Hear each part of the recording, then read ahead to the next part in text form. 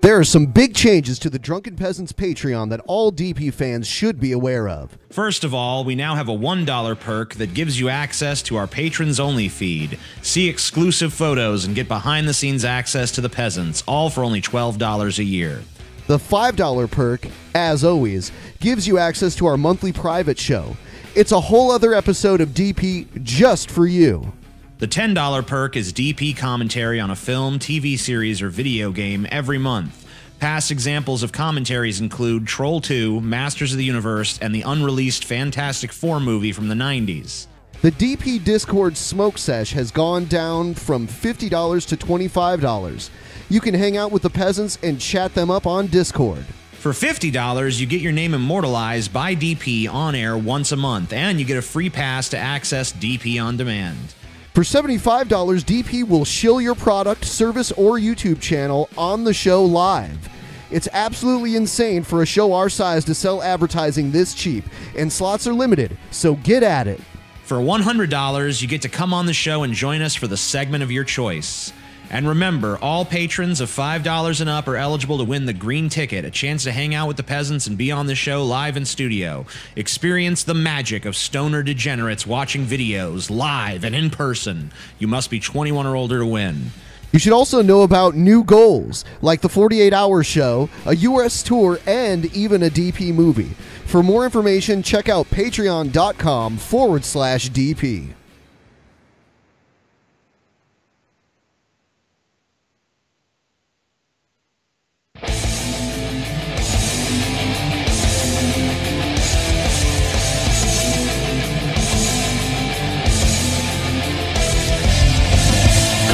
Live from the frigid armpit of America, this is the Drunken Peasants Podcast with Ben and TJ, bringing you opinions of the news from an altered perspective. Fuck it! Hey man, you got a joint?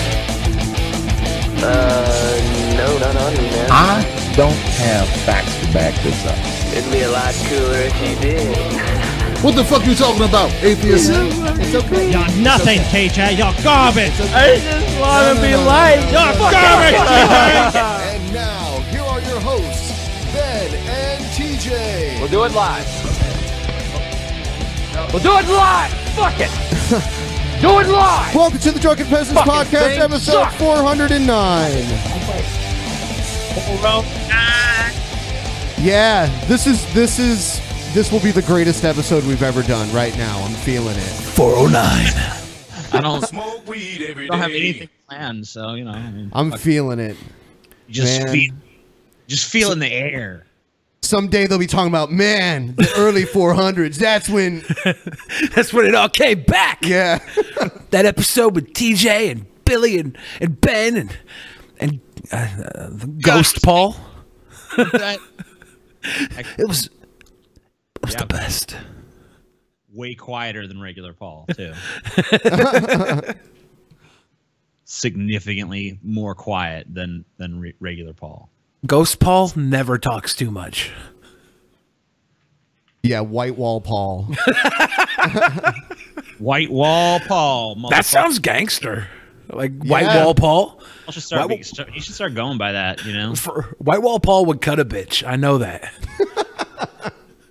Yeah, it makes me think of Whitehall. That's like the shitty part of Columbus. Oh, Whitehall. Yeah, really? Yeah. I thought North Columbus was the shitty part. Like all of North Columbus. It gets worse. Oh yeah. Damn. Yeah, for sure. So I've been teasing people, TJ, telling them that we're making changes. Changes. So, yeah. What are we willing to say about the changes? We're gonna be taking next week off. Well, not really off. We're just gonna be taking some time to work on the show. What that's gonna mean is there's gonna be some new segments on the show. There's gonna be a return to some older segments that maybe we discarded along the way. There's going to be changes to the format to where, you know, every episode is not quite so rigid in its structure so that it can be a little bit more surprising. We're going to take some elements of the Hypothesis show that we used to do and kind of start pulling that in a little bit. I'm going to be on more shows, you know, and you know, there's going to be a lot of big changes like that. It's going to be good, I think. But we'll see. Much more specific announcements will happen. Let me just check the calendar here. On Monday the 27th when we return. So be a lot of big stuff going on. We're going to be spending the next 10 days or so just kind of working on the show, getting it back up to snuff. Because, you know, we know that some of the shit here has gotten a little stale. We're going to fix that shit. And, yeah, that's pretty much it. Mark it down now. If you have any suggestions, feel free to, you know, message us or put it on the fucking subreddit, or if you're a member of our patrons only Discord, let us know in there. Shit you want to see, ideas you have for the show, whatever. We're down to listen to our fans and shit. Yeah, and if you want us to like sacrifice Billy to like the god or something, you know, we could via balloons. Yeah. Just float me up to the gods. Yeah, we were looking into floating him with as many helium balloons as it takes. Yeah, saw someone create fan art where they were tied around his dick. Yeah, well, that was my fault. I said something about the dick, and then boom. Yeah, and you know, we got a lot of talented artists in our audience, so you couple say of something. Talented. Yeah. You say something like that. A couple engineers actually went and did the fucking math to see how many balloons it would take. That's crazy. How many would it take? I think they said it was 17,000 balloons, like helium balloons, average helium balloons. It's a lot. They did the math for how much it would cost. It was somewhere around like $6 grand. So Worth it. Totally worth it to sacrifice Billy. Yeah, I mean, you know, spare no expense. I mean, now that the people have heard of it, they got to see it, right? You know, they definitely see that. I'm gonna die, honky. Before we move on with the show, letting them go, you know, one by one, kind of ease yourself back onto the ground, you know. I'll just drink them and then talk like a mouse. I'm coming down the barrel. I don't think that works, actually. I was trying to do helium voice. It just sounded like I was being molested. Yeah. My bad. It just sounded like Mickey Mouse. It was like taken over by a demon. This shit happens. So before we move on, we've got some shilling to do for some patrons. Oh, God, why? Okay, chill away. All right, and there's links in the description to all of these. There's a YouTube channel called Trust Your Sources. The tagline of the channel is "Documentaries You Love." Basically, he also made an animated Muhammad documentary. What? That you can check out as well. It's called "To Catch a Prophet." He's gonna get a fatwa. Also, there's another one. It's called "Monsters Exist." True. From the time we were young, we fear the monster under the bed or in the closet, making it impossible to sleep without a nightlight. Then we hear stories of Bigfoot and maybe even the Mothman around campfires. When we are adults, we wonder if there might actually be supernatural creatures lurking in the shadows. Are these all tales and urban legends only metaphors for what horrific things humanity is capable of, or do monsters exist? Available in paperback. They do. Check it out. Check out that ebook format. Crazy sounding fucking channel. Yeah. Well, that one isn't the channel. That one is The Monsters Exist. It's a book. And then the third one is Go to Hell. Go to Hell is a musical inspired by the last decade of online atheism and atheist video producers, such as The Amazing Atheist, Armored Skeptic, Jacqueline Glenn, Dave Rubin, Thunderfoot, and others. Was tapped for that role of me. I could have done that. I could play myself. I'm talented enough to be me. Or a channel. Can you carry a tune? Well, this is a musical. I mean, yeah. I can't. I mean, you know, I can carry it well enough to be the musical version of me. Yeah. So it says the main character Daniel is one of those online skeptics who is literally transported into hell by his computer. Go to Hell is a dark comedy parodying religious people, feminists, and even atheists themselves. And there's a link for that too. Take no prisoners right there. Check that shit out. All those links are in the description. We got the the documentary channel. We got the Monsters Are Real apparently book. It's like a Bible, monster And we Bible. got a fucking crazy satire of early online atheism and shit. So all that down below in the description, created by fellow fans of the Drunken Peasants. So check out what your fellow fans are getting up to creatively there. Yeah. Supporters of the show. And if you want to have your product or website or whatever the fuck shilled at the beginning of our show, hit us up on Patreon. $75. There you go. Hit up our Patreon. Do it. All right. Time to learn something. I can't wait to learn. My mind is like a sponge, eager to soak up knowledge. There's so much bullshit on Wikipedia too. It's always like right before it reveals, I'm like, is it going to be good or is it going to suck? Why don't we do Polish and just have TJ All try to read knowledge it? is good, Billy. All knowledge is good. Some knowledge is fucking lame. Information. No. Like if it brings up something about a street somewhere, I'm going to be like, I don't give a shit about this random fucking street. Okay, well, hold on. It's the 1930 San Jose Spartans football team.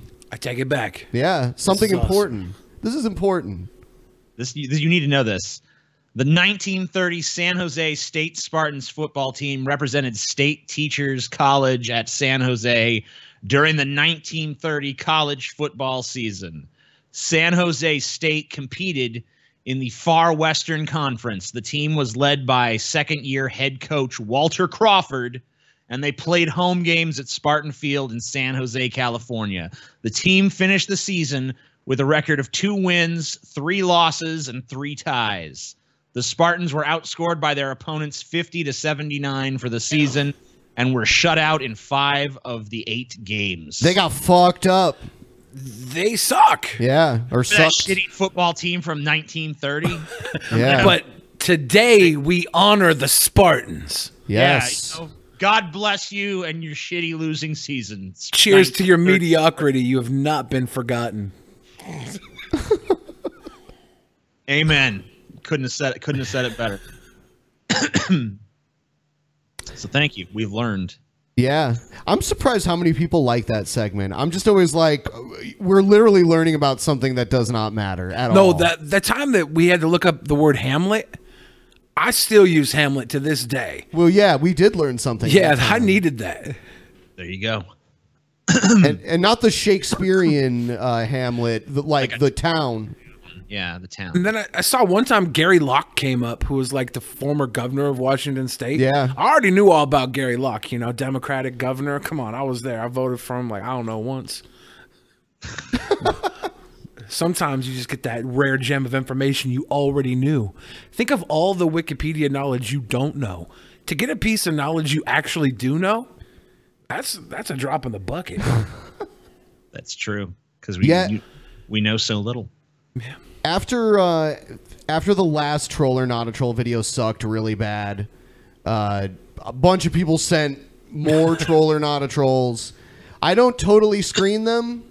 I just kind of like, I'm like, okay, someone thinks you know, it's to avoid you forming an opinion too soon. So like, we kind of have to do it a little blind, but hopefully this one's good.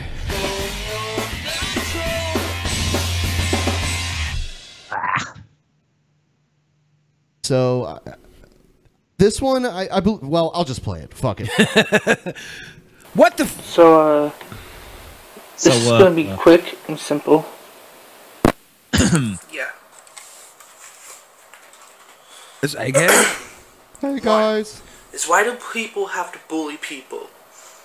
Why? Entertainment. Does it feel good? Does it feel good to bully somebody? I don't think so. I don't think it's right to bully somebody. We're all human. Yeah. I used to get bullied as a kid. I was a fat little shit.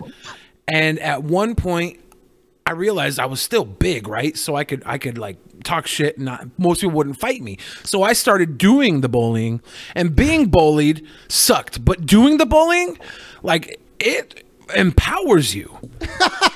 It really does. Like, I don't suggest it now because bullying is like akin to like, I don't know, playing grab ass. In the 70s, grab ass was fine.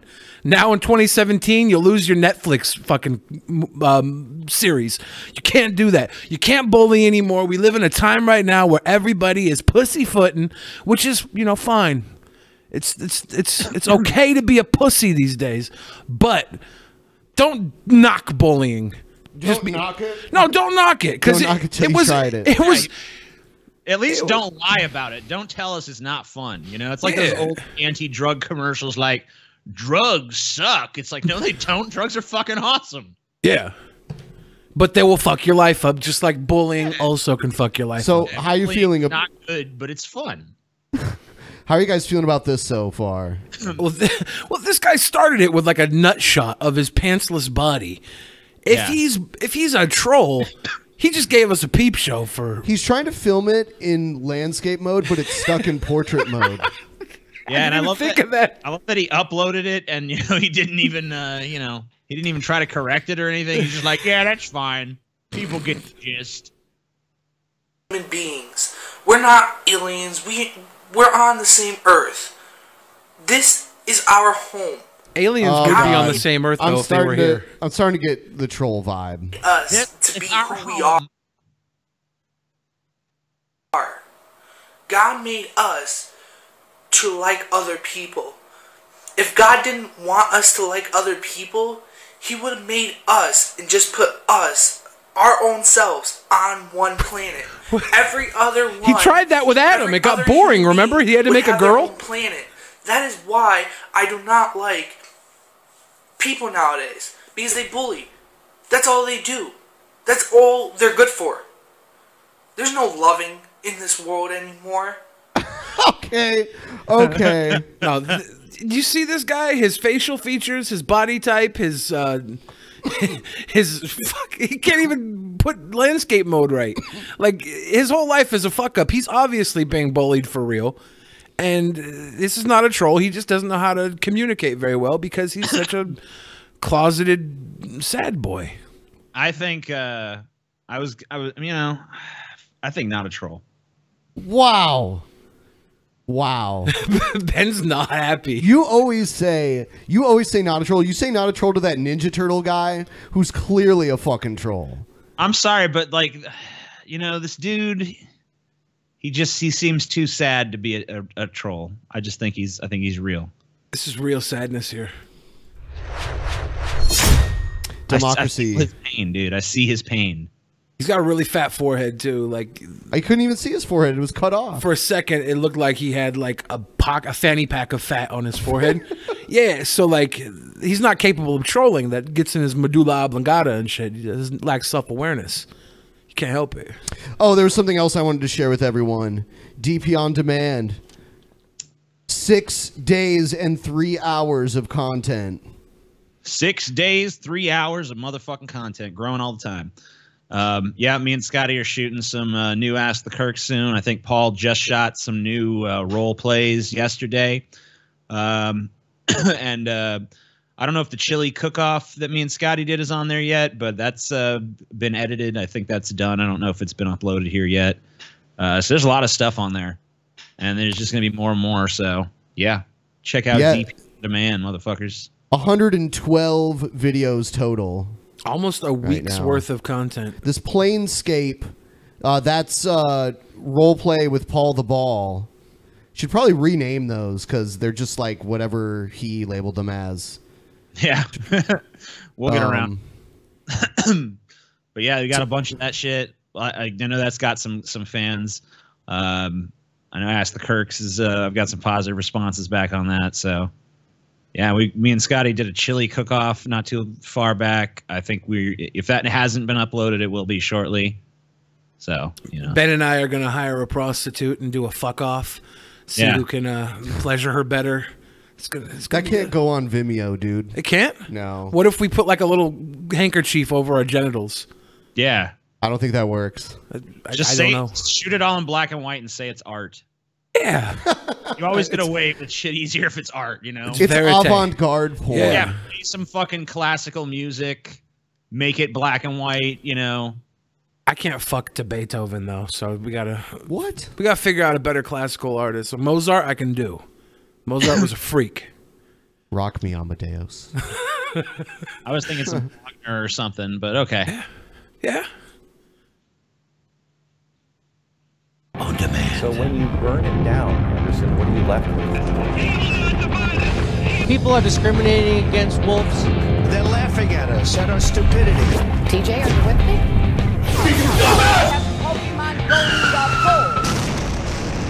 And you better well learn to love it. What do we have up first? Okay,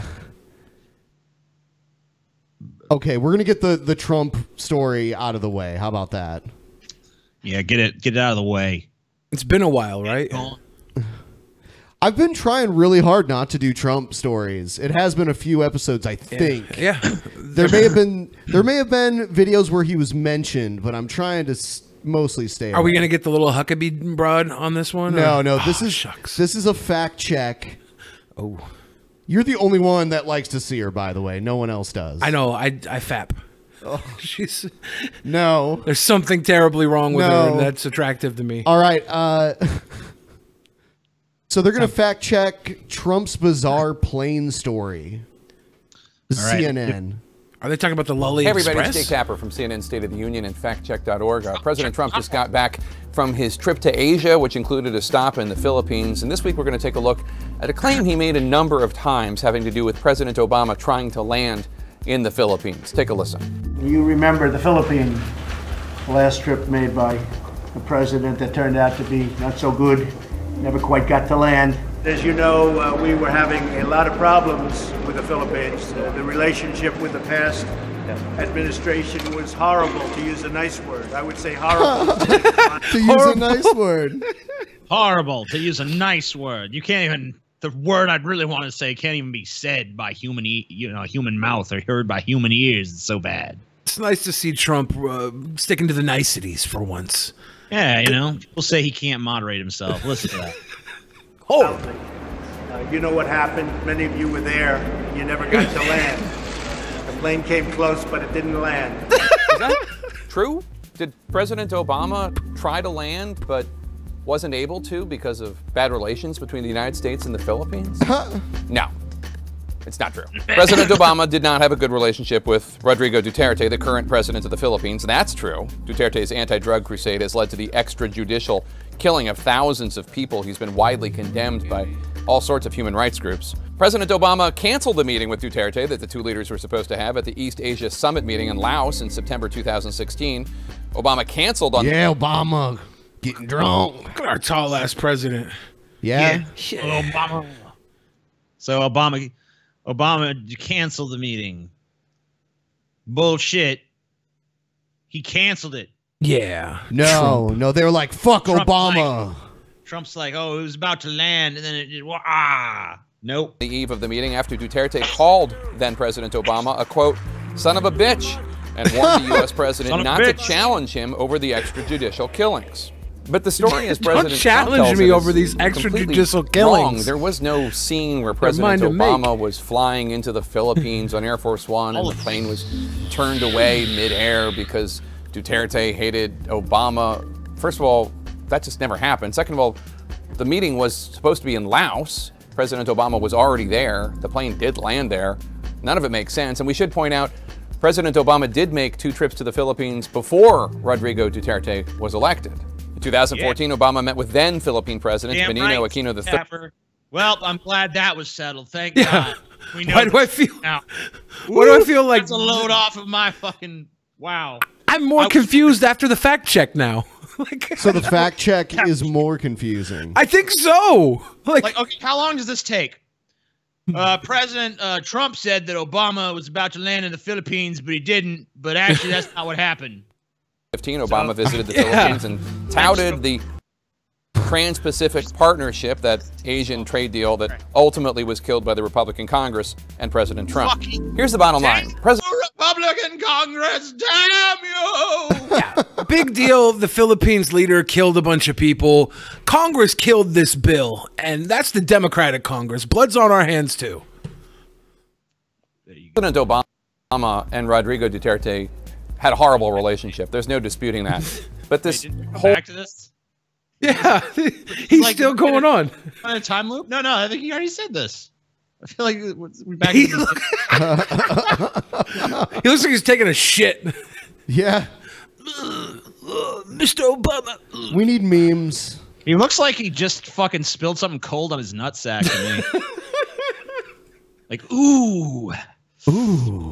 Snowman blowjob. Yeah, someone should Photoshop him like getting into a hot tub or something. Like, yeah, with Obama and Trump and the fucking Filipino leader.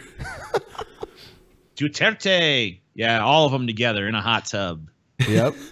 What a ridiculous reason to make this segment. Yeah, I don't. Who cares? Who fucking cares if Obama had a problem with him and Trump was like, couldn't land the plane, couldn't land the plane. There's so many better things to fact check than Obama being in Philippines. Can you believe what Trump said about Obama now? It's like, it wasn't even really like an insulting lie. It was really just like Trump's typical braggadocious bullshit. So who cares? Yeah, it's full of shit. Everyone who needs to know that already knows. Everyone who doesn't know that is just willfully ignorant of it. Did you see how on Twitter he calls Al Franken Al Frankenstein? Yeah. That is such a fucking like elementary school insult right there. I feel bad I brought up Al Franken on Wednesday's show for the line of succession if we got impeached Trump, and then fucking now tonight he's big old diddler. He's a lady fiddler, and fucking good luck getting him as president now. I'm more likely to vote for him. I don't know about other people. Because I was worried, I was worried, maybe there's something seriously wrong with it. But now we know he likes tits, so we know he's okay. And so, next time I grope an unconscious woman, I'm going to refer to it as frankening. So you got frankened, bitch. You got frankened, bitch. She was unconscious? That's what he was accused of? She was asleep on like a helicopter or something. And he grabbed her tits through her little weird costume, and she was. It was like a flak jacket. Worst titties ever. I mean, like, you can't even grab a fucking proper handful of titty through a flak jacket anyway. Yeah. It was like her body armor. A fucking joke than anything else. How do you molest somebody through a flak jacket? That's what the flak jackets are for. They keep you from getting bullets and like fingerings. A bullet can't get through it, but Al Franken's little weasel fingers sure the fuck could. Like his liberal rape fingers. Come on. Did you see the picture? No. Yeah. Oh, okay. Here. Shut up. Oh, shit. What are you doing, Al Franken? So this is why he's getting outed right now? Because he... What the fuck? There you go. Yeah, that's it. What the fuck is this? Why? Was she really asleep? Are they all asleep? Everyone's asleep. Except for Al. She was like a model and like a news anchor and shit too. Oh man. What are you doing, Al Franken? Like this is just dumb. This is some shit I would do. The thing is, he's not even groping her in that picture. He's like hover handing there. Well, yeah, he's making a joke, right? Yeah, dude. Like, I mean, he didn't even know he was going to be a fucking senator at this point. He was just a fucking comedian. I don't give a shit. Fuck this bullshit. Oh gosh. Tail that has been. Oh yeah, I forgot we were done with this. Yeah, fuck it. All right. Tap her the fuck off this screen. Al Franken with the Filipino reporter. It was horrible. Someone sent in this news story. A doctor delivered a baby on Halloween dressed as the Joker. The baby came out of the pussy dressed as the Joker? That's the dopest baby ever right there. For real. Not the baby. Would you let the Joker deliver your baby? That's My Onision. mom didn't seem to mind. Dr. Paul Locus dressed as Batman's wife. Maybe, This background music is just the best. For Halloween and stopped in to check on his patient in costume during the day. He assured her he would be back. Look at this. later to deliver her baby after he went home to pass out candy and change his clothes. But the expecting parents said, "Yeah, what is up with this music?" This is baby delivering like Joker. A more jokery fucking piece of music to play, you know, like, you know, play like get like his little theme from the fucking movie or something. Is this Prince's Batman song? Is that what we're listening to? Bat dance. Bat dance. But yeah, someone in the chat said, "Why is this news?" It's not, but the real news is so boring. You have to find something else. Yeah, this is way better than the Philippine fiasco. I can only imagine, like, if this person ends up remembering their birth, that the first face they saw was the fucking Joker. Oh God. That could give babies can't remember, right? Like, there's no, I don't know. There's no chance they're gonna have a clown stigma fucking for the rest of their life. Maybe have clown fetishes. Well, they can't see very well at birth, too. So yeah. Bullshit. I remember being in utero. I remember the moment of conception. I remember being in sperm. And ate at the same time. I remember that shit. Swimming faster than the other cummies. And like fucking I remember being a sperm before I was even fucking ejaculated, dude. I was just swimming around in my dad's balls like, this is gay. It's gay. Gotta get the fuck up out of here. Shit. It's like a fuck. I can't remember what I had for breakfast. Remember that shit. I can't remember what I had for breakfast, but I can remember swimming with the gummies. Here's another one. It's also from Inside Edition, so maybe it has shitty music too. It's 4 people arrested after a brawl outside of a Chuck E. Cheese. Oh, awesome! This is my type of place party. where kids go to have fun, but cops say adults at a Chuck E. Cheese remind me of a fight outside of Chuck E. Cheese. Yeah.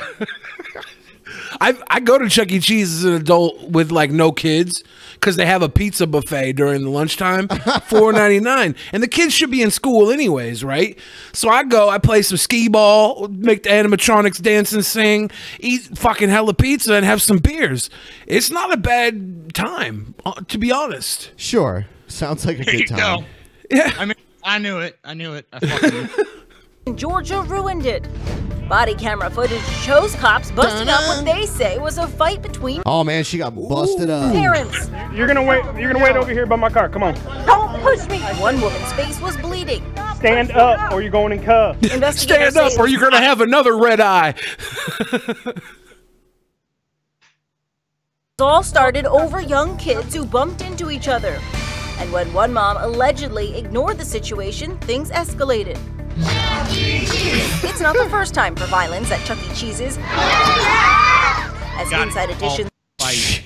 I'm sure I've probably watched this video on my stream before. This looks like something I've watched. Dude, Chuck E. Cheese on a Saturday. That's like 90% of every trashy fight that's ever fucking happened at this point, dude. Yeah. But they keep happening. As long as fucking IHOP and Walmart exists, it just keeps coming. Oh yeah, it's the endless cycle of humanity, dude. Lisa Guerrero previously reported. Some kiddie parties have turned into battlegrounds. As for this troubling case, 4 suspects, including these 3, were arrested and charged with public fighting. I'm Lee Sheps for Inside. Yeah. Bless America. I want to go to Chuck E. Cheese now. I'm fucking next meetup. Got to be at a Chuck E. Cheese. Fuck that, dude. Our meetup. No, we're not gonna have a meetup at Chuck E. Cheese. What about was the Bear Time Country Farm, the southern competitor for Chuck E. Cheese? Can we find one of those? Where I grew up, I don't even know what that is. So where I grew up, there was a place called Major Magic's, and it was kind of like Chuck E. Cheese.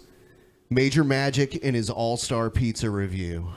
I want to go there. Oh, it closed down. Sounds classic. Damn. Yeah.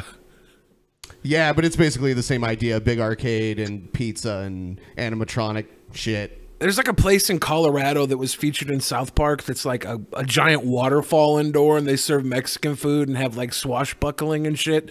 And it's supposed to be the worst food you'll ever eat, but it's like just so ridiculous. Everybody goes there. I want to go there too. I'm going everywhere. I want to go. I'll go there with you. Yes. I'll go to Colorado. with you. Yes. Hit up fucking Casa Bonita. See Yeah. some shit. Yeah, I've never been to one. I just remember the South Park episode. I want to go there so bad. I think it's only one place. In Denver? I think it's just in Denver. Yeah. There's just like one. It's just one fucking. It's like just a famous restaurant there, but the food is supposed to be terrible.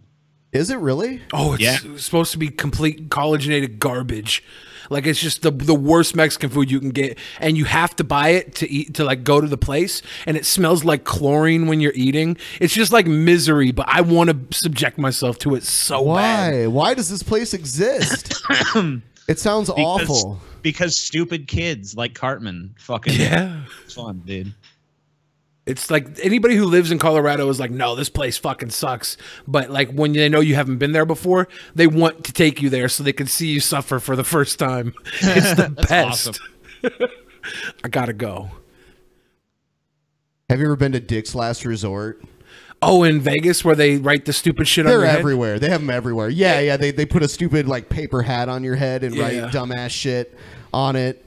They don't have the greatest food either. I wonder if it's changed. I think when I went, they wrote like fag across my head.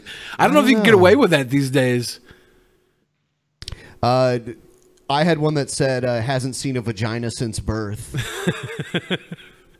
So Vegas meetup, has that happened yet? No, but it should. Yeah. New York, Vegas, Sin City. San Francisco is another good one. San Francisco. Never been to San Francisco.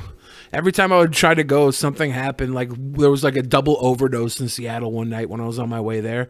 Had to drive back because my friend had to hide all his stash. Oops. Man, what a downer. No, it was San Francisco will always be there, so it'll be okay. You know, he just maybe fucking North Korea had something to say about that. Yeah, he just jinxed San Francisco. Everyone move. If you live in San Francisco. Talking about what a good guy Al Franken is. Now he's saying San Francisco's always going to be there. I think we know what's happening tomorrow. Yeah. Actually, go camping if you're in San Francisco. Estimated crater. Oh shit! Fucking Un has destroyed it. If this happens, I'm just going to stop talking for the rest of my life. That would probably be advisable if that actually did happen. Yeah. Here's another news story that's like He's a witch. This is a non-news story that's a news story. It's woman shocked after being asked to leave the mall over her outfit. I got kicked out of the mall one Halloween because I was dressed up as a baby, but I had like an actual toddler shirt on, so my flabs was hanging, and I had what I assume was a sheet as a diaper, but I looked like a dumpy sicko, and I should have probably been kicked out. Dumpy sicko. Yeah, I look bad. A Manitoba woman says she was escorted out of a Winnipeg mall because of what she was. A baby. I'm a baby. Yeah. Is that what you said to them? I went to 3 malls. I didn't get kicked out until the 3rd mall. So it was like, I'm a baby. They're like, you need to go, sir. And I was like, why? And I started like shaking my flabs, and my titties started like shaking out of control, like earthquake status. Damn, dude. Wearing. CTV's Beth McDonnell joins us now in studio to explain. Beth, what was wrong with the woman's outfit? Sierra Anderson still isn't sure exactly what security staff didn't like about her clothing. As a young woman This is so Canadian. with a sense of style, she says she's used to getting reaction to her appearance, but has never been forced to leave a business. It makes no sense to me. Sierra Anderson has a distinct and colorful sense of style. Monday, the 21-year-old put on what she calls a cute and comfortable summer outfit. Shorts, a crop top, and a long vest. A trip. You think that's worth getting kicked out of the mall for? Was there like a piece of labia that fell out or something? Yeah, like, I don't know. That seems within the realm of acceptability to me. I think they sell that at Forever 21. To Kildonan Place to replace her phone made her feel very uncomfortable when a security guard approached her. So what did they say? That I needed to leave the mall immediately, or they would charge me with public indecency. Ma'am? Public indecency? Public indecent. Yeah. Like, I don't think the mall security fucking guy has the ability to bring charges of that nature against you.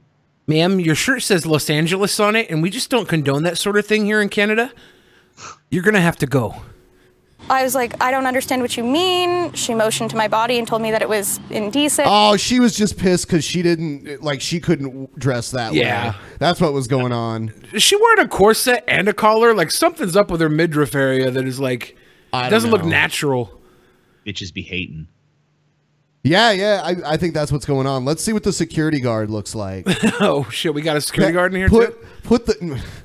Put the same outfit on the security guard and see, like, you know, that'll probably tell us why. Canadian women are either like really cute or lumberjacks. And repeated that I needed to leave immediately or face charges.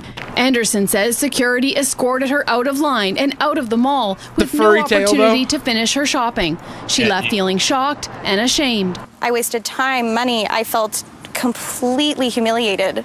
Oh, okay, whatever. Yeah. God damn, dude. This is one of the worst things to ever happen. This is like, I mean, when 9/11 happened, I thought it couldn't get any worse for America, but now this girl with the furry tail. Embarrassing to go. I don't think she should have been kicked out based on what I saw, but is her getting kicked out of the mall a newsworthy event? No. I'm going to go with fuck no. Maybe in Winnipeg it is. I don't know. Oh, yeah. Yeah, that's true. They don't have anything interesting actually happening, so I guess that makes sense. Well, here in America, we have the Black Lives Matter. Winnipeg in 20 years. All the cop shootings and Black Lives Matter shit keeps us busy here. We forget. The rest of the world's perfectly fine. Yeah, we're the only ones who are fucked up. Everyone is. Walked through the mall while everybody could watch this happening. Oh, whatever. You're okay. You don't have PTSD. I've had 17 pieces of metal jammed into my face, but, you know, getting kicked out of the mall really ruined my life. Yeah. I like her, though. I think she, you know, I'm going to court her. You're gonna court her? I'm gonna try and message her on MySpace, and she'll be my girlfriend. On MySpace. But she looks like she still has a MySpace. She shops at Hot Topic. I don't know. I doubt she was old enough to have had a MySpace. You don't think so? No. Then that's creepy. I shouldn't go out with her. You're a bad. Yeah. I mean, MySpace was like how long ago? What, like 13 years I don't even. ago? Oh, fuck, I'm old. I don't know. Yeah, I mean, like a distant artifact of the past that I forget about until someone mentions it. Yeah. Kind of like Wishmaster. The Wishmaster or the Black Cauldron. Yeah. I had to look at the fucking corgi on top of the fridge. Kurgi or whatever. Gurgi. I don't fucking know. You said corgi? Yeah, I don't fucking know what that shit is.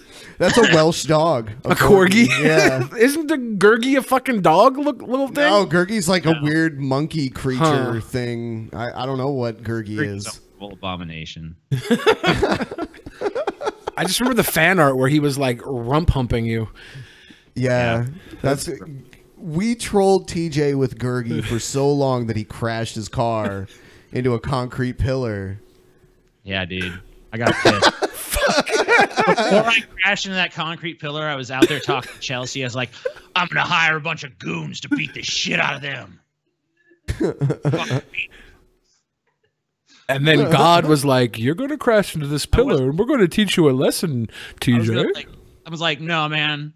I just need to hire a bunch of thugs to beat the shit out of all my fucking podcast people. And point guns in their heads and be like, never fucking mention Gurgi again.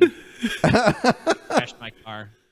And I was like, wow, I'm getting a little too angry about this. Life is too short to hire hit squads. A little bit more upset than this probably warrants.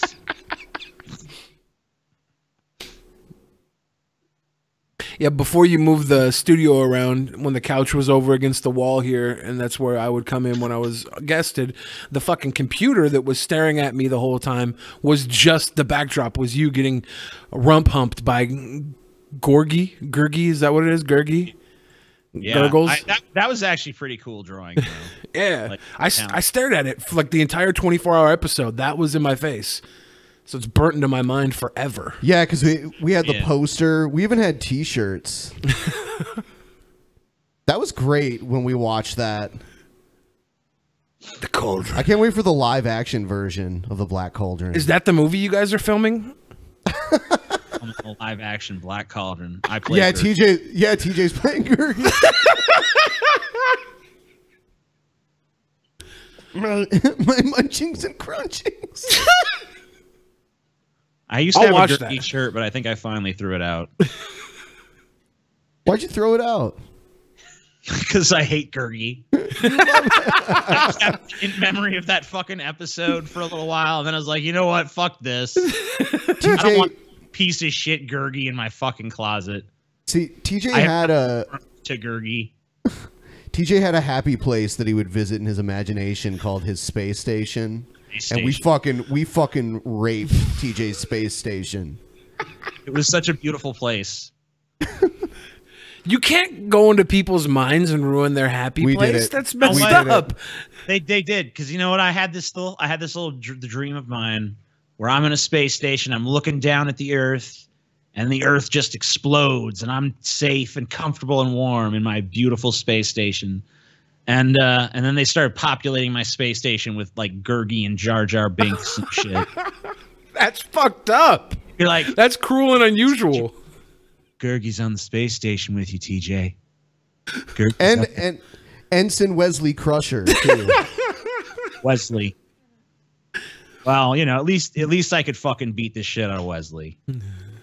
You know, he knows Taekwondo. They can say I'm not allowed to fucking. I'm not allowed to beat the shit out of anybody. I'm not allowed to hurt any of these characters, or my space station just somehow falls apart. But wouldn't you rather die?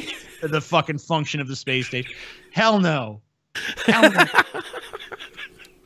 There's such a low quality of life that I have to fucking accept. I'm like Voldemort, bitch. I'll take like a miserable half life. That sounds terrible. Cling on. I don't care that I'd be fucking Gollum. It would. I don't give a shit. You know what? He wouldn't do that. It would end up becoming sexual, and TJ would be making love to Gurgi. You can't fight. You can't fight Gurgi, but you can let him rump hump you. It's just how like when people. That's what I gotta do to survive. You know. Survival, man. Survival. It's the isolation.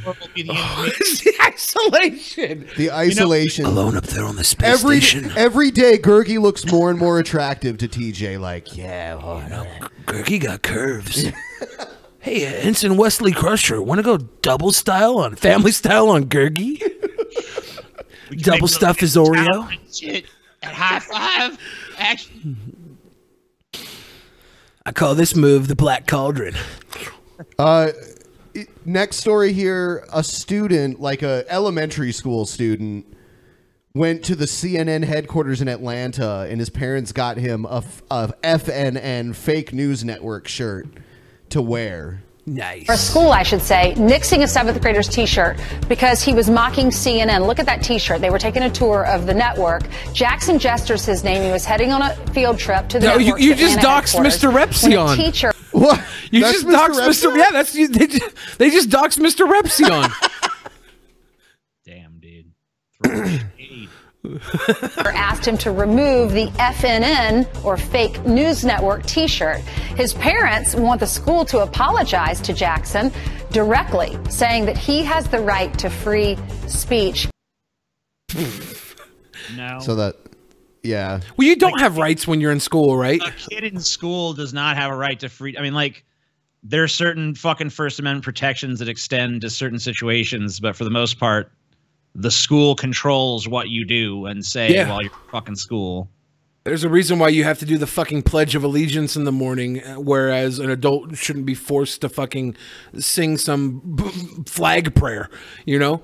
But a kid has to do it. A kid has to, they give up their rights when they're in school. They have the right not to be fiddled, and then maybe like to a lunch, I guess. That's about it. A lunch break. You have to buy the motherfucker. We'll rape you and we'll feed you. Yes. That's the most we're willing to guarantee, kid. That's about it. Yeah, that's pretty much, that sounds like school. So, like, is Repsion like a sperm donor or something? Like, what do you mean? Isn't that Repsion? I thought that was Repsion. Oh, this version of Repsion is going to be in the space station next. So dude, Billy, dude, that dude's a little too masculine looking to be Repsion. Let me take a closer look. No. This man's got some deltoids. That dude would kick Repsion's ass. Fuck Repsion up. got them. Yeah, but I mean, like, the school can tell you can't wear that shirt, whatever. You know? Yeah. I mean, like, if they can tell you to do all the other shit they tell you to do in school, then they certainly can tell you you're not allowed to wear a certain shirt. I mean, I was told not to wear certain shirts to fucking school when I was growing up. Yeah, I used to always tear the crotch out of my pants and not wear underwears so my balls would show. Just big fucking Billy balls. Yeah, so they would always be like, you have to go home and change your pants. Well, I agree with that. I don't want to see your balls hanging through your pants. What? I like sweatpants. Fuck that. I don't like unders. You would tear a hole in them and then... No, they would rip naturally because I was a fat boy with some hangers. And they would do like the whole with no underwear to like impede the process. They would end up boring holes in my sweatpants. And you'd see like a little peep show. Go home and change that shit. That's what the principal would say. Go home and change that shit. Normally they would make the kids wear like lost and found clothes, but I was too fat for anything in the lost and found, so I had to go home and get new pants. It's bullshit. It was my way of getting out of like a test or something when I was in elementary school. I'd just rip a hole in my pants, let my balls hang. Let my balls hang out. Gotta take no test. I love it. I go watch Jerry Springer. And someone in the chat just said I would destroy Billy's butthole. So why? I don't know. They were just listening to your story and they're like, yeah, Billy's balls. You know what I would destroy? Billy's butthole. I gotta tell the chat about this feeling. You have to protect the butthole. Don't destroy. You protect. No, dude. Your butthole is gonna protect his cock. That's what's gonna get protected. No, I don't like that idea. I'm not an idea. I'm just telling you what's gonna happen. I'm not submissive at all. Like I'm not into that shit. Maxwell's gonna fucking, he don't care what you're into. You're gonna lose your Netflix show. I'm sorry. Sorry.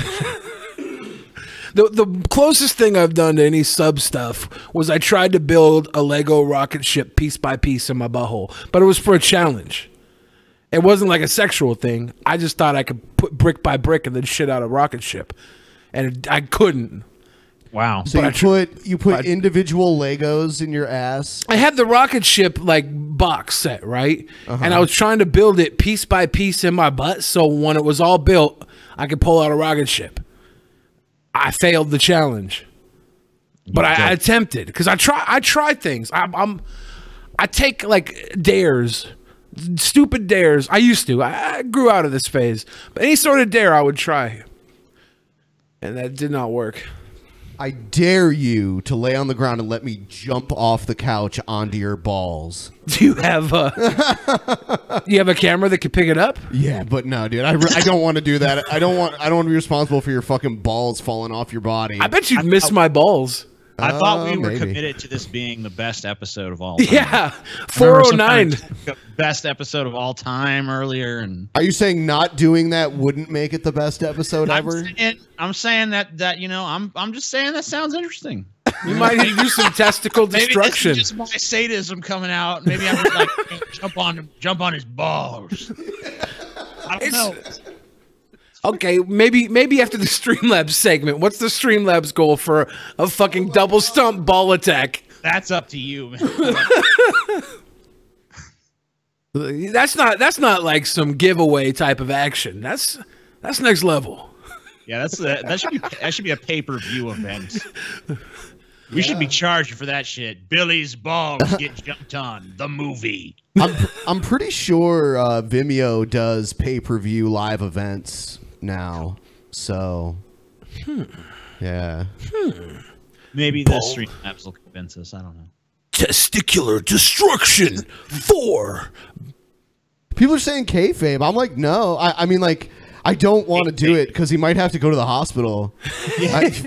If you rupture my nuts, like, how bad would that be? Bad. That'd be really bad. Yeah.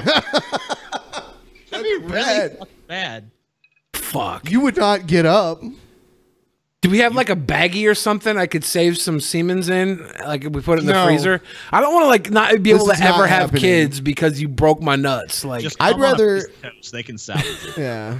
It is 2017. If a cummy toast can't be salvaged, then I don't deserve to have kids.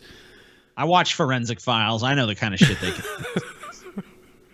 It's all good.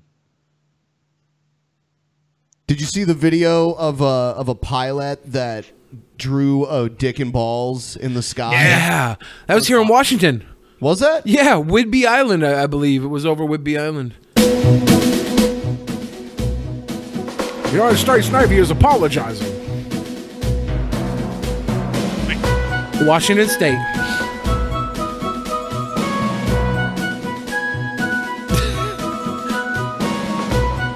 It's fucking great. I know. Yeah, we just keep getting awesome music. Between this and the fucking Joker, like, that's the soundtrack for 409, baby. Play both those at the same time because fucking awesome, You know what? man. Remix. Hey, you know, I said that tonight would be the best episode so far, but I'm not trying to make it the best episode ever. Come on, guys. You gotta have something to build on in the future. Yeah. Don't want too much to That's a healthy donger right there. Yeah. It's pretty big. Whatever, that's funny. No, yeah. I think a Cairo 7 local news station, I saw them on my Facebook feed today. They had this picture, and they said, what would you do if you were the Navy? Would you A, give him a talking to? Would you B, seriously punish him? Would you C, laugh because it's funny? Would you D, enter your own answer? Or would you E, leave a Top Gun quote in the comments? Like, they thought it was fucking funny, and they're the damn news, and they suck. Yeah, whatever. You know, the guy, he had an opportunity to draw a dick in the sky, and he took it. And God bless him. Yeah.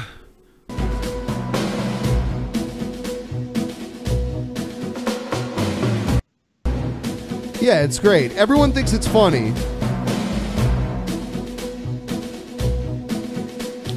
The Navy said it holds its air crew to the highest standards, and we find our men should draw veins in their giant sky penises. So unacceptable, of zero training value, and we are holding the crew accountable. Bullshit.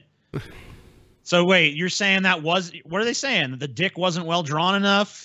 Yeah, zero training value? I'd say that's got some sort of real world application. Impressive. I mean, like, you know, I mean, I can't fucking, if you put me in a jet and said draw a dick with the fucking contrail, I couldn't do that shit. I'd just crash into a mountainside and die. Seems like that's some skill to me. Yeah. Fuck you, Air Force or Navy or whatever the fuck you are.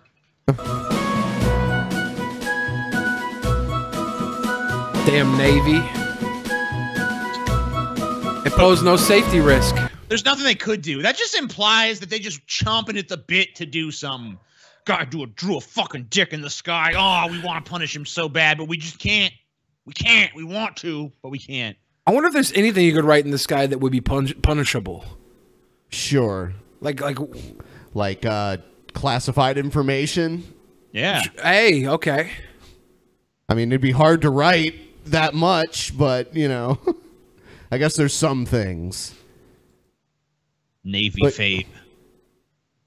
When you guys tie all the balloons to me and send me off for my final ride, I think I'm going to try and shit a pussy in the sky for the dick to fly into. I say we float you out over the sound so that, you know, if you want, you can just like do a huge cannonball.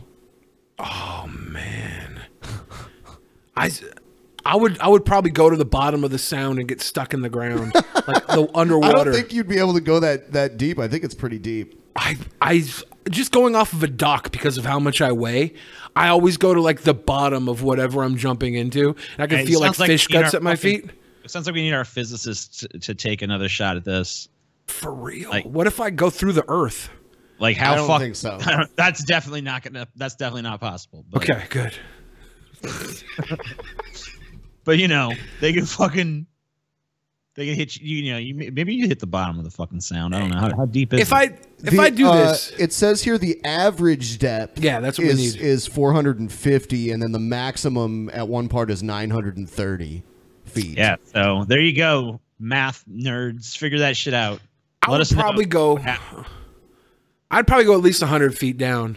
You wouldn't go to the bottom. Yeah, well, but because that's the average length. So there's going to be areas that are 100, so I might hit the bottom. Closer to land. Yeah. I don't know. Let us know, science nerds. Let us know.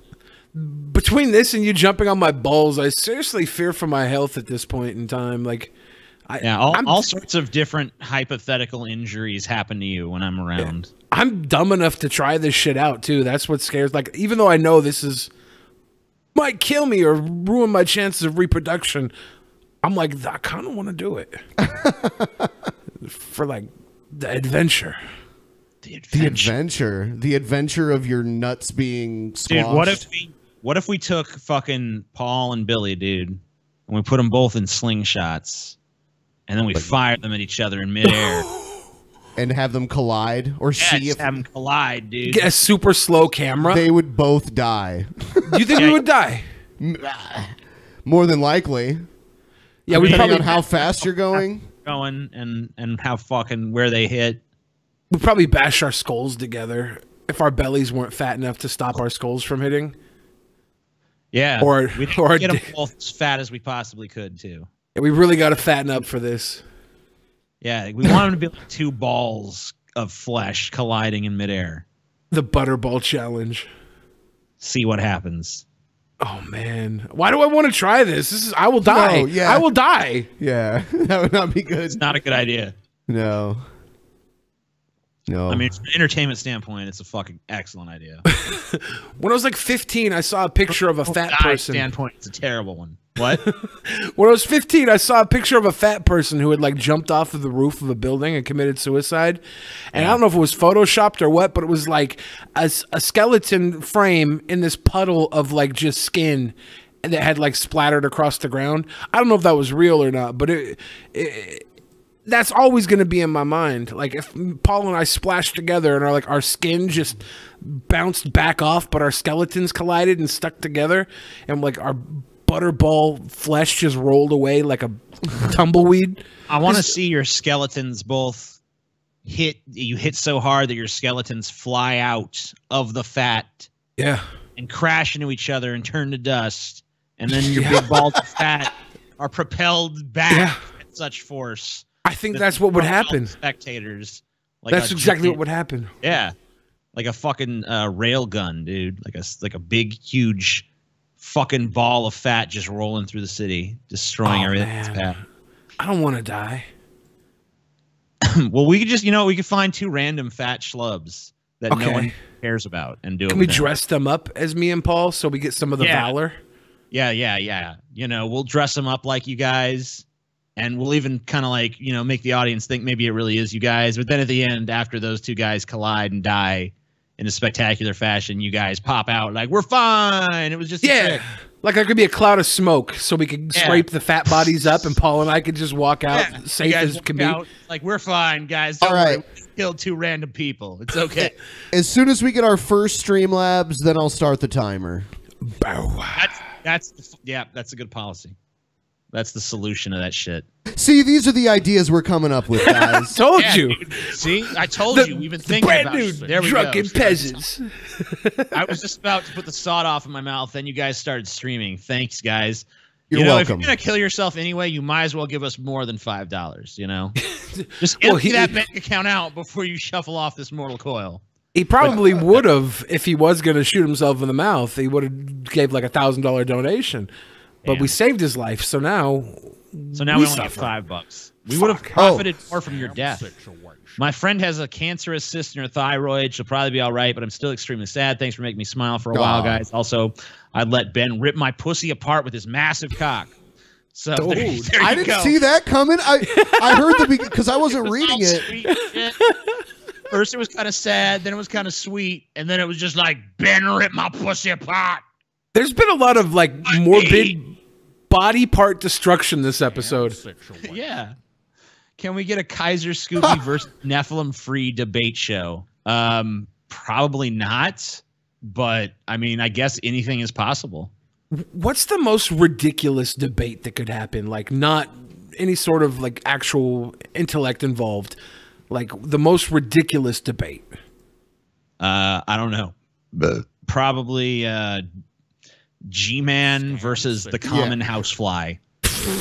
Just escaped from hell. Turns out the devil is a super cool guy. Anyway, Ben, where can I get some of that sweet Ryby foot porn? Ask her. Go to her Twitter or something, I'm sure. Ryby is not difficult to contact. Millions of weirdos with foot fetishes do it every day. Yeah, I mean, like, am I the peddler of Ryby's foot porn? Like, what the fuck? Ben the foot porn peddler. An impresario of the internet, dude. Satan told me to make lions gay. Oh, shit, it's Zog Moxeth. Oh, wait, that's not the real Zog Moxeth. He doesn't spell it right. Whoa. It's an X, dude. It's not a KS. It's an X. Zog Moxeth, dude. Get it right. That's a demon that makes lions gay, in case you guys didn't know. Interesting. Very interesting. That's actually what Zogmaseth is. R.I.P. Billy's balls. Question mark to 2017. Yeah, I'm not going to tell people how old I am. I had a MySpace that He's should clue 12. you in. He's 12. I was still 12 inches. I don't know. I'm going to look at Billy and try to guess how old he is. You don't have to confirm it.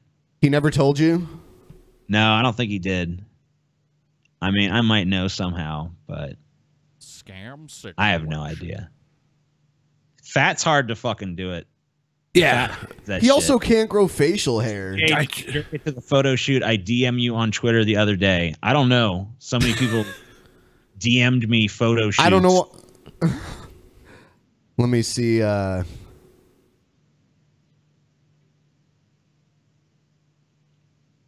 Where is it? Where is what? The photo shoot? The photo shoot? I'm trying to find the comments so I can see what their name was. We'll pay for blocking Ruby Jokins. I don't think anybody named Ruby Jokins got blocked. Uh-huh.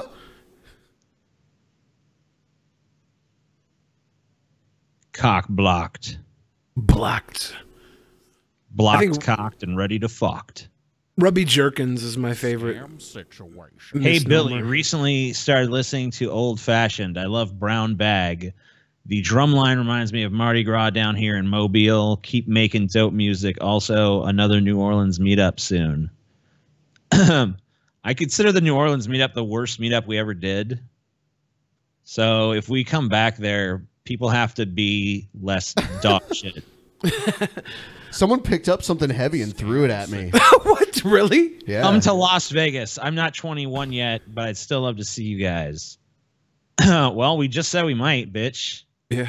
I want to do New Orleans sometime soon, so if I'm down there, Quaid, maybe we should go get a fucking, I don't know, what do they do down there? Prostitutes, beignets? What are they famous for? Do something good. Both of those things. They got it all. You got it all. It's Nolans, bitch. Nolans. Hadouken! Shh. Charge. Fucking attack. That was a forward Hadouken. And you don't really get a lot of animated backward Hadoukens. No. Yeah. Someone should make one. Someone out there animate a backwards Hadouken now! You've been told. I demanded it. That's not even a request. That's a fucking demand. You have been if you ordered have to comply. If you have access to MS Paint, you have to make a backwards Hadouken animation right now. Why haven't you started yet? Why be an atheist?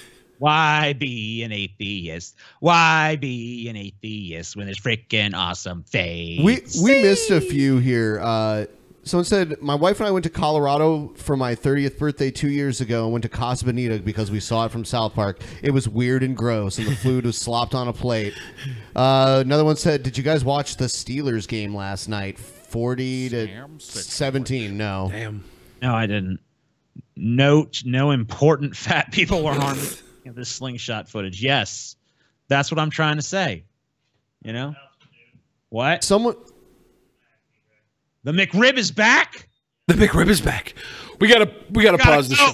We gotta pause the show. Just gotta check out, dude. Ben, someone also asked about Jeff Holiday being on the show again. Probably. Yeah, he just had some personal shit to take care of, so hopefully he'll be back on here at some point.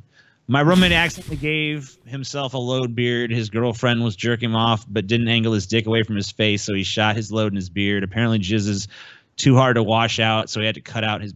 That story is bullshit. Because jizz is not that hard to wash out of hair. Yeah, and blaming him for that when his girlfriend was the one that didn't point his dick away? Come on. It's her fault. I just found out I might be getting laid. Dance for my pennies, peasants. I think you meant to say penis there, but I think it autocorrect. I think the pennies were the $10 he gave. There's some others that got this one. The cutting the fat segment confuses me. TJ, you've said before you love your own content and watch it yourself in your watch it yourself in your free time. Why do you keep walking out on your own videos? Because I'm a hypocrite, man. Well, blueberry pie, blueberry pie, blueberry pie, blueberry pie. All right. I hate to out you, TJ. Like, we talked about this in private, but you told me specifically with the poetry that every time you watch yourself recite the poem, you cry, and you don't want people to watch you cry on camera, so you have to walk away. Someone said Paul and Billy would create a flesh shockwave if they collide at a speed faster than 60 miles per hour. Cholesterol, fucking napalm. I'm planning for way faster than that. I want those motherfuckers, I mean, not even Paul and Billy, but two equally fat people dressed as them to fucking collide at least 300 miles per hour. I'm attempting to hook my birth givers on Rick and Morty. What episodes would you guys recommend would achieve this goal? I don't watch Rick and Morty. I would say the Ricks Must Be Crazy is pretty fun. Sent a message already, but I guess it wasn't Streamlabs time. Y'all should really look into Dr. Randomer Cam as a guest. I know Wizard of Cause brought him up, and I have suggested before. Yeah, we get that recommendation a lot. Maybe we should actually check that out. I don't know who it is, so until I've actually watched their shit and seen what they're like, I'm not going to say one way or the other whether they're going to be invited on. TJ, Knew A Perfect Circle song is fucking great. Can't wait for the album. Yeah, I liked it too. I listened to it last night. It's pretty good. I like the dark hopelessness of it.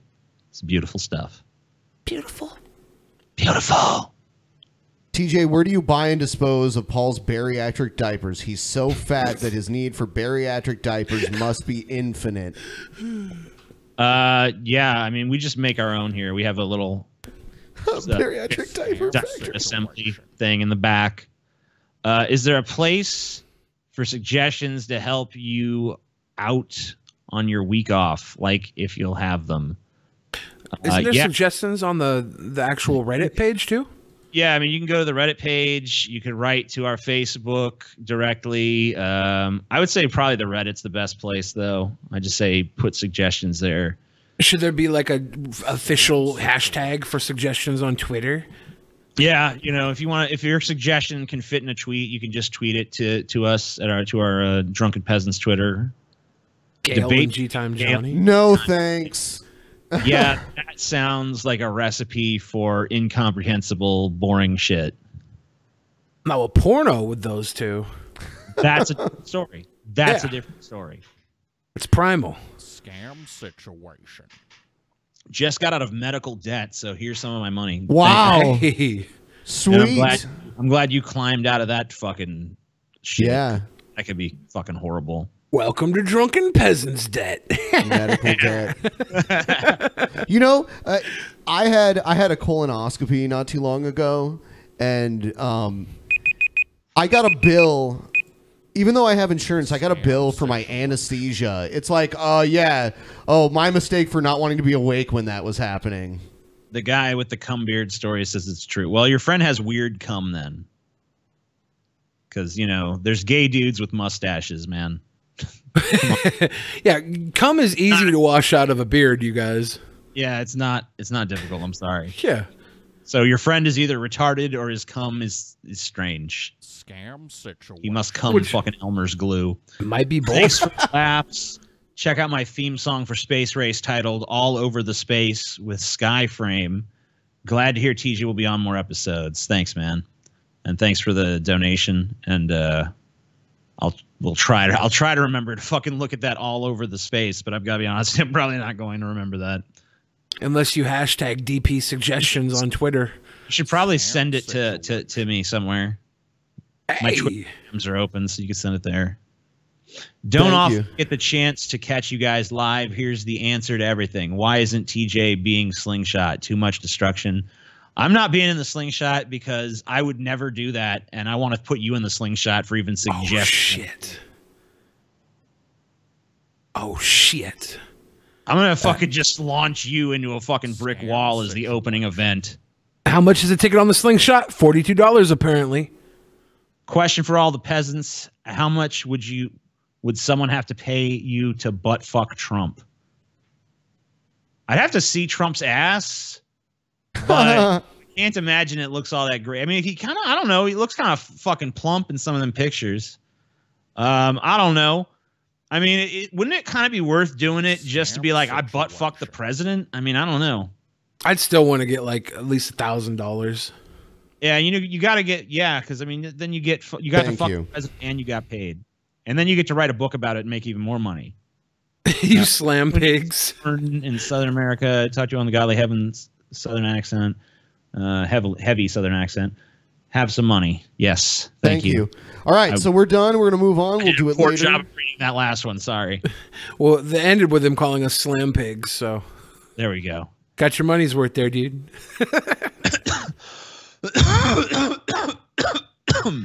Ooh, all right.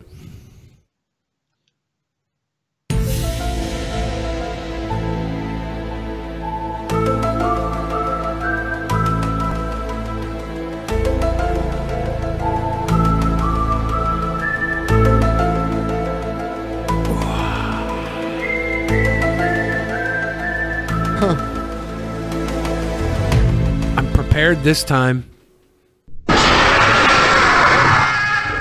Still poop though. Damn it. Damn it. It got him every time before this one time. He actually remembered it this time. Still poop though. Scare. Sometimes there's a jump scare. Sometimes there's not. Oh, you ready? I don't fall for the jump. Good morning, good afternoon, pretty. You look very attractive and gorgeous and beautiful naked on base station last night, baby. Yeah, baby. Ding a dong. Tasty. So I couldn't phone you last night. It's just I get nervous and I don't always get through to you. So you know I'm a big fan of yours. Mwah!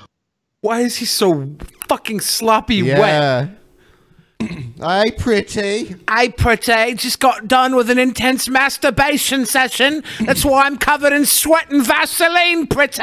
He has a whole channel. What an alpha male looks like. Sorry to tell you, maybe it's not what you expect, but this is what an alpha male fucking looks like. No.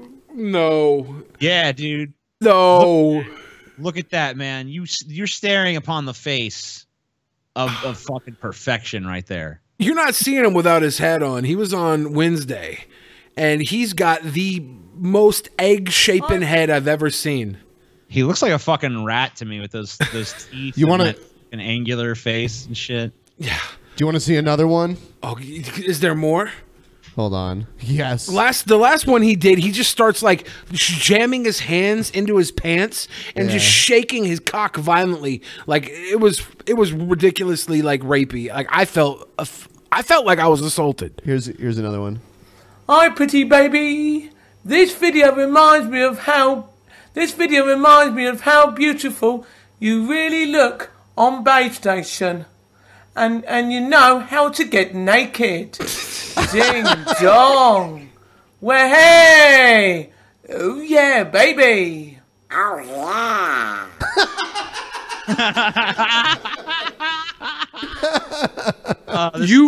This man is a genius, dude. This man is a genius. You know you are the ugliest piece of shit in the world when the most sexually attractive thing you have in your arsenal is impersonating Donald Duck. That's what he threw at the end to try and get her to know that he is a man of certain talents.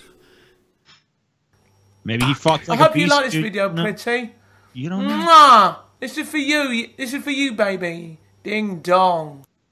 Ding dong. Ding dong. Since when did rapists get catchphrases? Since now. Oh my God. We're not safe. We're not safe. Nobody's safe. Nobody knows. I'll be right back. All right. Pretty young. Hi, pretty. Hi, pretty TJ. If this guy was in my fucking space station, my safe place, I would definitely crash that spaceship into right into whatever the Earth was left over after being exploded. I'd jam it right down into the burning embers of what I once called home. End it all. This guy just is the absolute epitome of disgust to me. Like, I don't know why either, because I probably look like him to a lot of people, you know, because of how fat and fucking piggish I am. They're like, Billy, you shouldn't be one talking. You look like Shirley Temple and Jabba the Hutt had butt sex and shit you out. Hey, like, guys. TJ went to buy a McRib. Shut the fuck up. Did he really?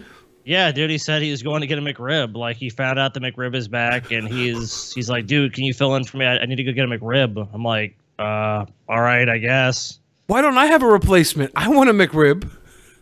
Where's my replacement? You can find a stand-in, dude. Go get the McRib. I mean, you guys aren't that far from a fucking McDonald's. Is there one around here? Yeah, there is one. Oh, I'm about to Uber Eats this McRib here. Are you fucking serious? By the end of the show, I'm gonna have McRib, man. Yeah, dude, TJ went to get a fucking McRib. It's back.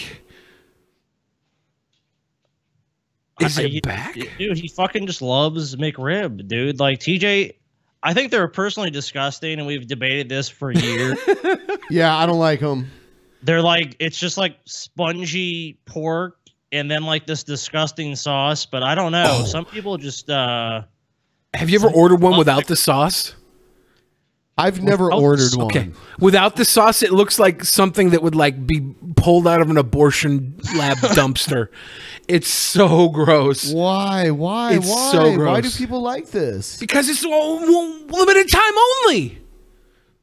I don't see it on Uber Eats. Dude, it's tied to pork prices, dude. It's like when pork prices get low enough, they bring back the McRib. You know where they have it year round? Where? Germany. It Cool. never stops in Germany. Yeah, I'm not seeing it on my Uber Eats app. There's no McRib for me tonight. Oh, fuck, dude. Dude, that's fucking bullshit, Billy. Like, maybe it's only in like this market. I don't know. But TJ just hopped in the car. He's like, dude, you got to fill in, man.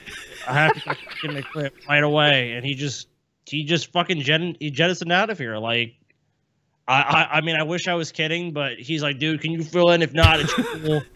I'm a little worried. We just brought up Gurgi and stuff too before he jetted out for the McRib. So yeah, that's the reason. Well, for months, TJ actually sat in front of a Gurgi poster. You know, Yeah. well, I mean the Black Cauldron, but you know, Gurgi was actually always featured in the shot behind TJ. You could just see little Gurgi's head just popping up over TJ's shoulder, just to kind of remind TJ that chip was on his shoulder and Gurgi was on his shoulder. He doesn't have a good history driving on Gurgi though, and now he's rushing with a McRib driving on Gurgi. And we were just talking about like crashing Paul and my body together in a death collision. Like after what happened with Al Franken on Wednesday, and I ruined his life, I'm severely worried for TJ right now. He should not be driving. This is dangerous. Is the McRib really back? Yes, I have heard from a reliable source that the McRib is back. It's not on Uber Eats. You know what? I guess it's just not. It's not your day, dude. You'll probably have to go to one of the participating locations to get your McRib immediately. Billy, we know what Billy's doing after the show. He's like, it's time to get the fucking McRib. I'm out of here. They may not even have it in this market. I mean, it's a Louisiana thing? I don't know. It may be, dude. It may be only fucking South, dude. Who gives a fuck? Who gives a fuck? It's a McRib. I don't give a fuck. Dude. Have you had a McRib? TJ's a piece of shit for leaving the show to get a fucking McRib. It's limited time. What if he missed it all? Okay. Limited time only, man. Limited time. You have to act, dude. Yep, in limited locations. Look, guys, this is a limited time thing. I know people are probably thinking right now we're being paid to say this, but we're not. TJ just literally loves the McRib that much, where he would actually place the fucking fate of him getting a McRib over the show. I mean, he's not usually here Fridays, so like something like a McRib is a game changer. This is no. It's fucking gross. It is. I mean, it's a fucking disgusting. Like Billy said, if you've ever ordered a fucking McRib without sauce, which I don't even know fucking why you would do that, dude. Oh, it's the worst. Just the way you describe it. My mom did it because she didn't like all the barbecue sauce, so she figured she'd try it without. And it came out looking like... have you seen the movie Okja on Netflix? No. Okay, so it's all about like processed animal, like it's like a pro-vegan type of movie almost. Oh, I got it. And Oksha's like in an incubator as a little bubby baby, like larva meat packet. It looks like some shit that like just shat out of a conveyor belt in a science lab. It shouldn't be alive. It shouldn't exist, dude. Yeah, that's why they fucking covered in this fucking sauce. Still talking about McRib. Shut up and move on. It's a fascinating topic, though. For some reason, the American zeitgeist, this is just a sandwich that people just love to discuss, and I don't even understand why, because it fucking sucks. Fuck TJ. I totally agree. It's fucking the limited time. If you put a limit on anything, people are gonna build like demand for it. Look at the fucking riots over the Szechuan sauce, dude. Oh God, yeah. Nobody gave a shit about Szechuan sauce in '98 when it was tied to Mulan. But then they make a joke about it in meme culture, and all of a sudden, Szechuan sauce is the holy grail. All of a sudden, people are fucking rioting in the goddamn streets, like literally rioting in the fucking streets. TJ never left, just more kayfabe. If TJ comes back, if he comes back with a belly full of McRib, I'm gonna be so jealous. I'm gonna be so jealous. It is not good. It is not good. I don't care if it's good. It's limited time only. So Billy, you're just admitting it worked on you. You're admitting the marketing. You're like, look, I know this sucks. I know it looks like an aborted fucking fetus on a fucking nasty bun, but I don't give a shit, dude. They're bringing back Szechuan sauce right around the time they're bringing back the McRib. I'm getting a McRib no sauce, and I'm gonna douse that bitch in Szechuan. TJ, are you back from McDonald's already? That's fucking fast, dude. Is it already back? Is it like back currently? I had 2 of them. Damn. 2 McRibs? Motherfuckers eating McRibs. McRibs are gross, though. Seriously. They might be gross, but they're delicious. No. What? How? What? They might be gross, but they're delicious? I can't argue that. That's exactly what I was thinking. It's like, have you ever had like really dirty, embarrassing sex that you would never tell your friends about? That's a McRib. Yeah, McRibs are fucking gross. While you're gone, he just described the ones without the sauce as like looking like aborted fetuses. Yeah. If you ever order a McRib, no sauce. Yeah, you're a fool. The sauce is... The McRib is just a bland, tasteless fucking piece of shit that's meant to be a delivery system for that sauce. The patty is like made to look like it has bones in it, so you think you're eating a rib, but there's no bones. It's just the way it's pressed out. Same way nuggets come out looking like boots and shit. I love it, dude. Gross but delicious. Like Taco Bell? Yes, that's right, Death to Paul. Now, I don't smoke pot, and I never did, never will. But it's one thing I do know. It's Champion, Michigan. Here has 5 people within a mile's radius of me who grow pot in their houses. Yeah. And this is what's funny. I started thinking about it, and I kind of really do support Humboldt Township approving their marijuana ordinance to grow medical marijuana. Of course, we know there's no such thing. The reason why is because then they have competition, and they don't like that. That would hurt their business, and it would put them in the poorhouse, wouldn't it? Well, here's that piece of paper. Not necessarily. I mean, you know, just because another burger chain opens across the street doesn't put McDonald's out of business. Well, the medical marijuana in Washington State ended up going out of business. It like got written out when they did the recreational because the medical was not as regulated. So it went from being able to get like a really high quantity THC, like chocolate bar or something, to just they shut it all down. So now you can't. I don't believe get this gummies. guy has never smoked weed because no one decides to grow a beard like that. Yeah, that's a high beard. I'm not going to tell who gave it to me, but the guy lives in Ishpeming. Okay? He's real lovey-dovey when he's smoking pot, but when he's not, he's real heterosexual-like and real straight-acting. Yeah. What? So when he smokes weed, he just turns totally gay? That's an ecstasy thing. Yeah, we know it's a little closet problem here. Anyway, here it is.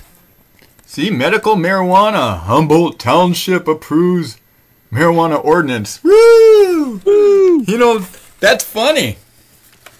It's because now you're going to have competition. Isn't that funny? Well, of course, we know it's not legal, really, according to the government, but the state thinks you can get away with it. So anyway, go for it.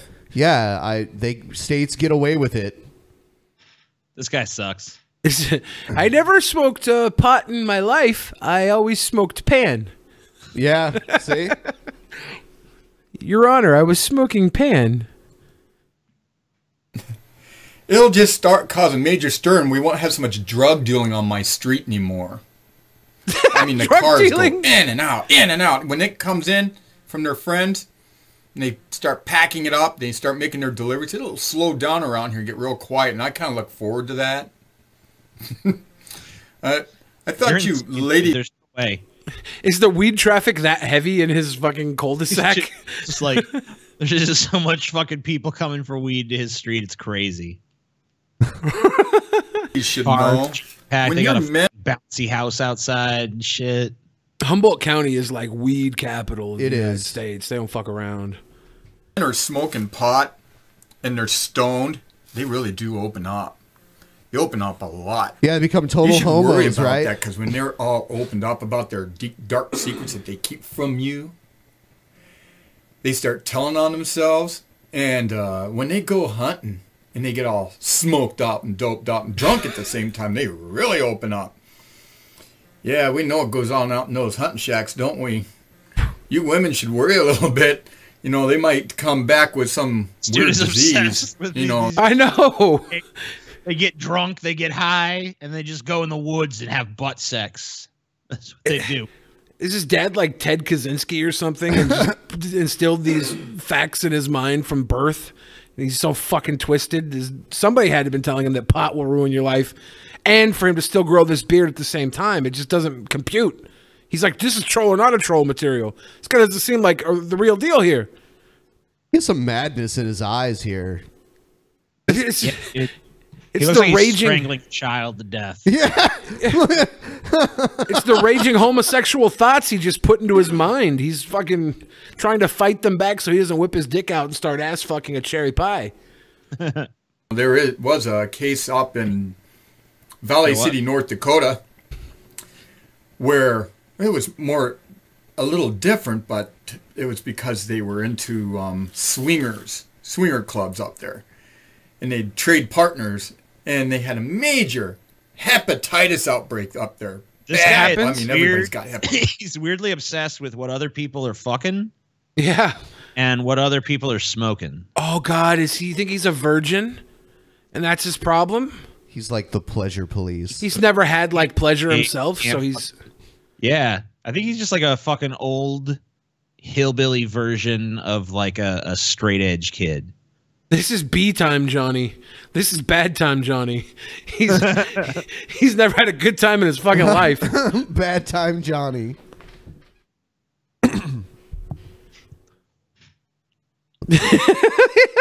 We need to get good time, Johnny, to go to this fucking guy's house and yeah, dude. Free him. Shuffle him loose. So his moral coil. I have a Wild Bill video, and he disagrees with Trump on something. Did Trump do something too liberal for him? I'm assuming that's what it must be.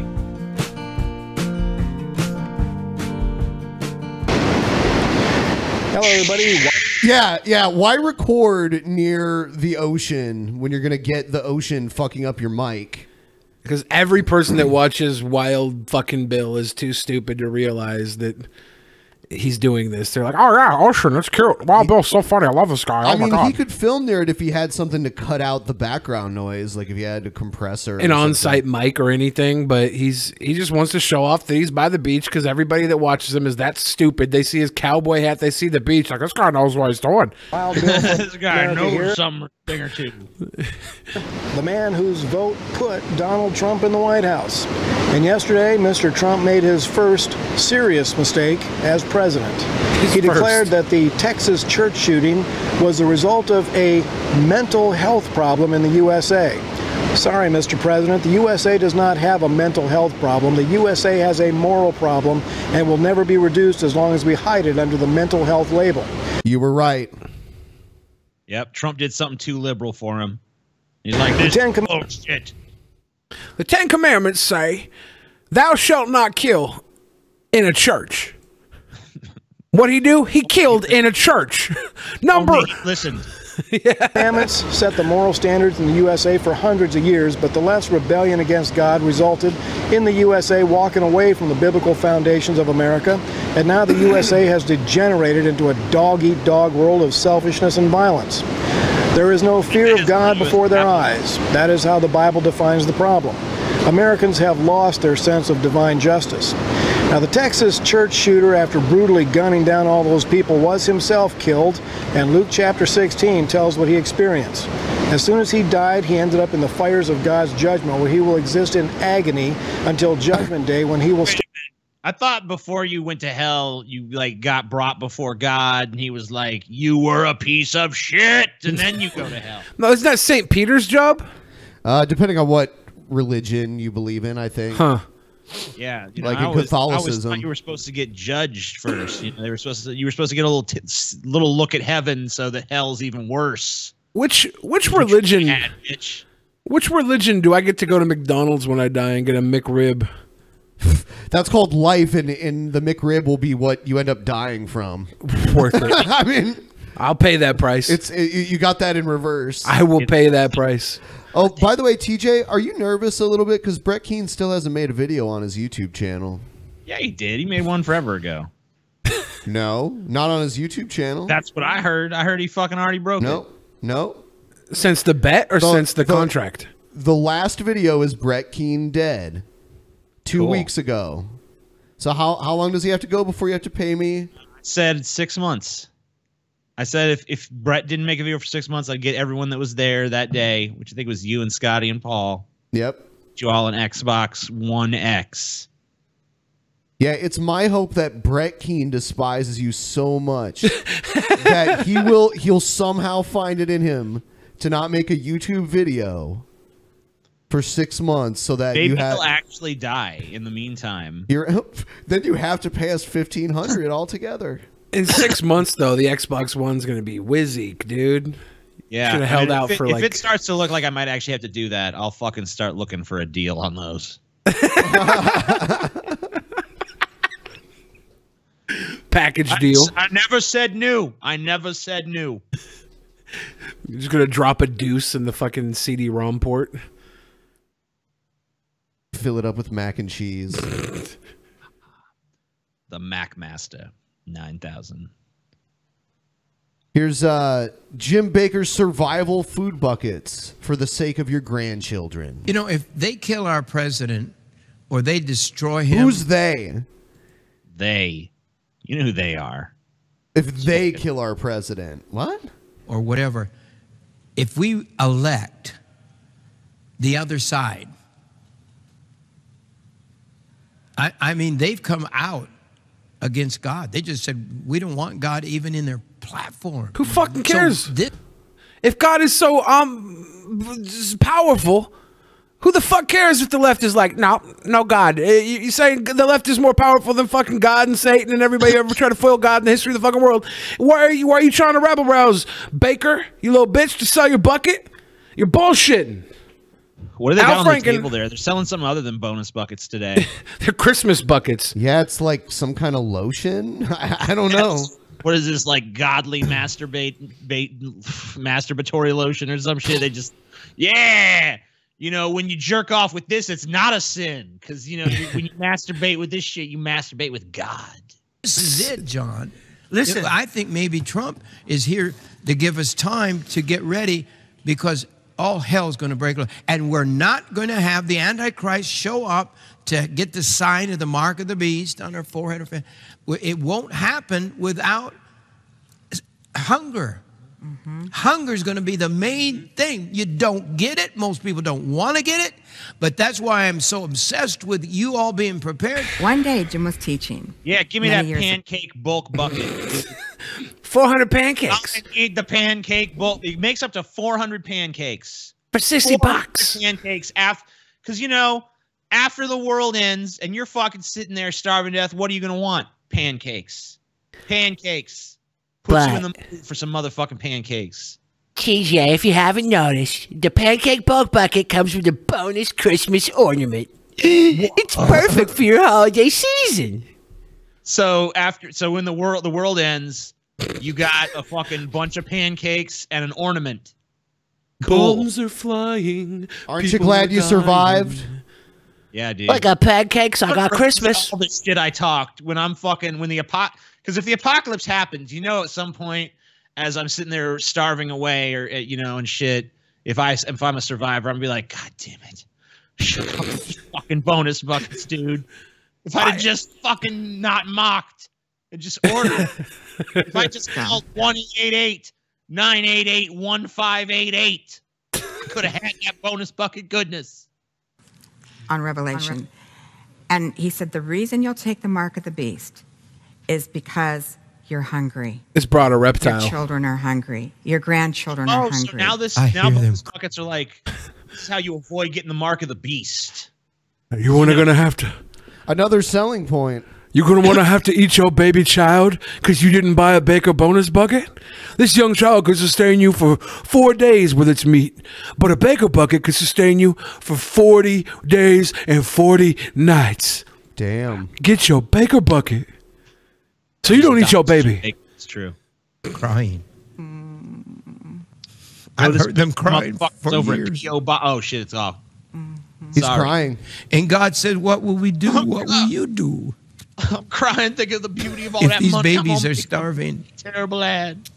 Yeah, what's Jim Baker going to do with all this money when the world ends? He's so concerned about having all this money for some reason. He uses it for research and development on the next bucket deal. Well, he spends it. Yeah, I mean, he spends all his money on buckets himself. You know, he's not just the president; he's a customer. I can't convince the people to get the buckets. We need to find some sort of way to get them to purchase these buckets in their home. Well, Jim. Well, Uncle Jim, it's Christmas time. Maybe we should give them a bonus Christmas ornament. That'll really get them to save their own lives with your pancake bucket. Yeah, damn right. The baby clearly repulses him. That's awesome. Yeah. Somebody get this brown baby away from me. Jim. Stop. Okay. So, time to bitch. I got no fucking power steering in this big motherfucker, and I'm on 37 by 15 wide, so it's kind of a bitch to park. So, no one here at this fucking bank, a million open spaces everywhere. I parked across 2 spaces, you know, no big fucking deal. This bitch just decided to fucking block me in with her shitbox fucking BMW. So how do you feel about this so far? I feel like this guy doesn't realize that he's the asshole. Yeah. And he deserves this. And he's a piece of shit. Maybe I'll clear it. Maybe. Let's. If you have a truck that size. You're so fucking lucky I know how to drive this motherfucker. God damn it. God damn it. I will fucking run it over, and then you. Yes. Okay, now you just threatened to kill her. And then you. All I tried to do is park across 2 spaces, and you come and park in the designated parking spot like some kind of asshole. I mean, like, the parking lot. If I know white women who drive BMWs like I think I know white women who drive BMWs, she's about to go into Super Saiyan mode and let this guy fucking have it. Yes! Why would you park there? There's a million spaces! Because it's a truck! You know what rhymes with truck? Fuck. Like, fuck you. No! I know how to drive this thing. Oh, I do.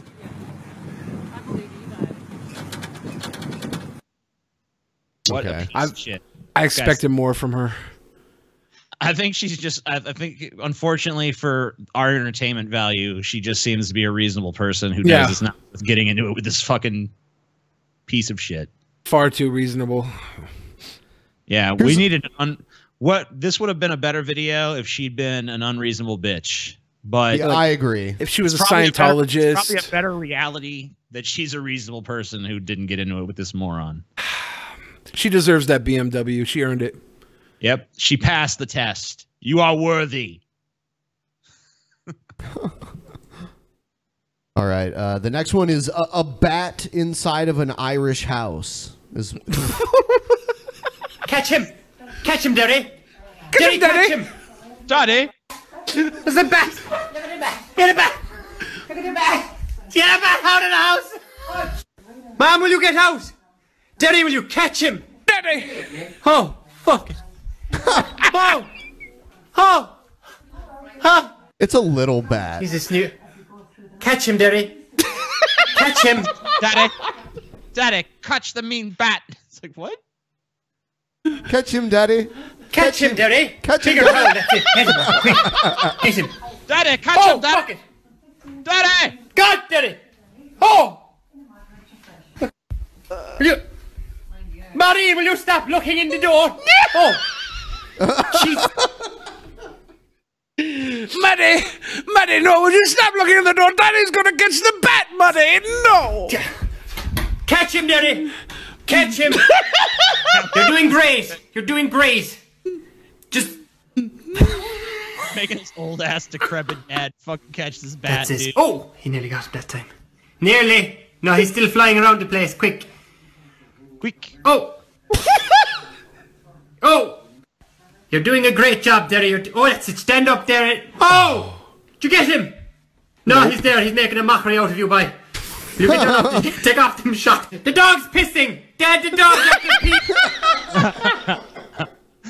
Oh my god. There's so many things going wrong here. The dog's pissing, the bat's still flying. You got your decrepit old dad trying to catch the bat while you fucking stand outside and scream and film. Biggest fucking pussy ever. Hiding outside of the door. One of his old ass daddy paps. Probably got ankle issues or arthritis in his knees. Jumping up and down on this fucking chair. Little Wally's over here pissing himself. This is all could be avoided if this man would just stand up and eat that bat like Ozzy fucking Osbourne. Yeah. Bite that fucker's head off. Hell yeah, that's what I would do. Behind the door.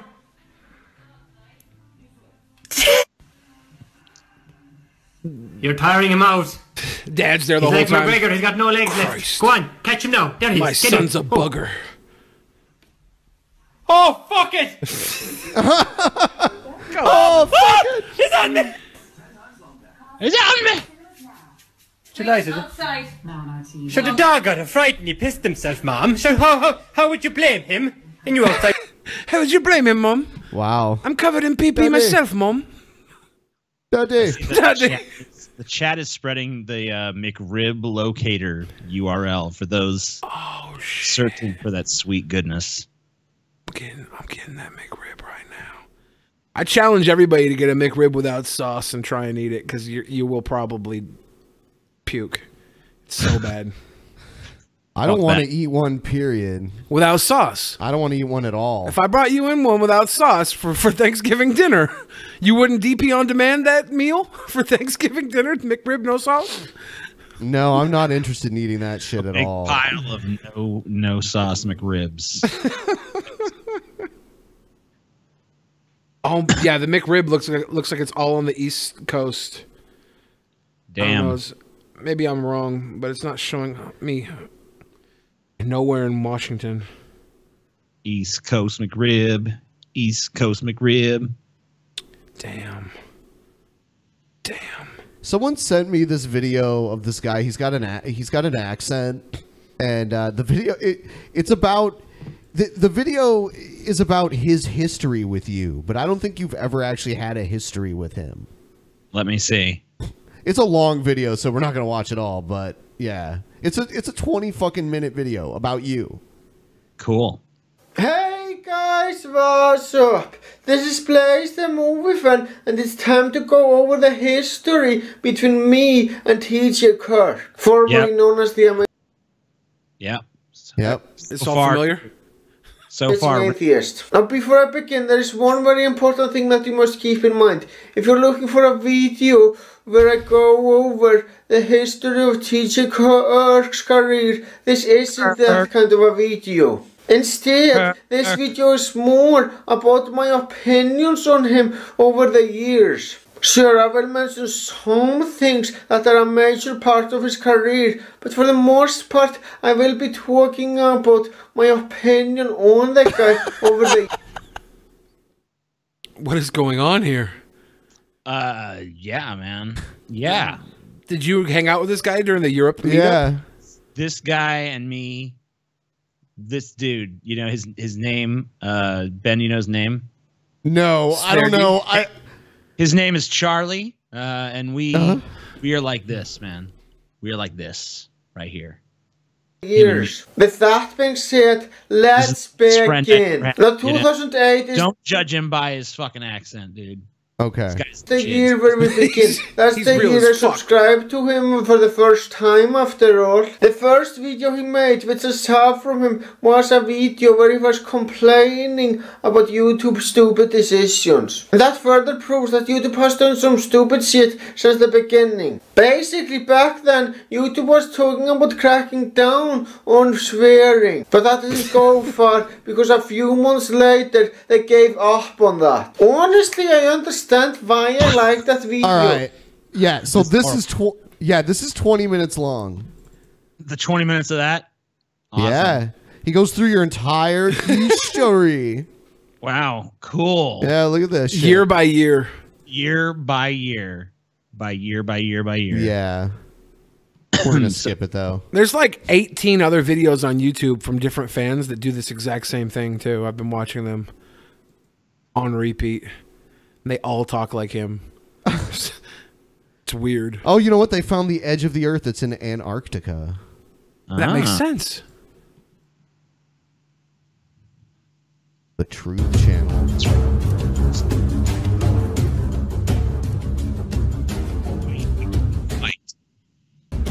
Right. Truth. Who's to say that there is an edge, and why assume there is one? Is it because when we are introduced to the idea of a flat Earth, it's always depicted like this?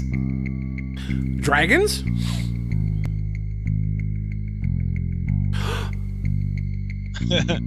In the currently most accepted model, Antarctica is not a continent, but a 360-degree landmass made up of ice that holds the oceans within.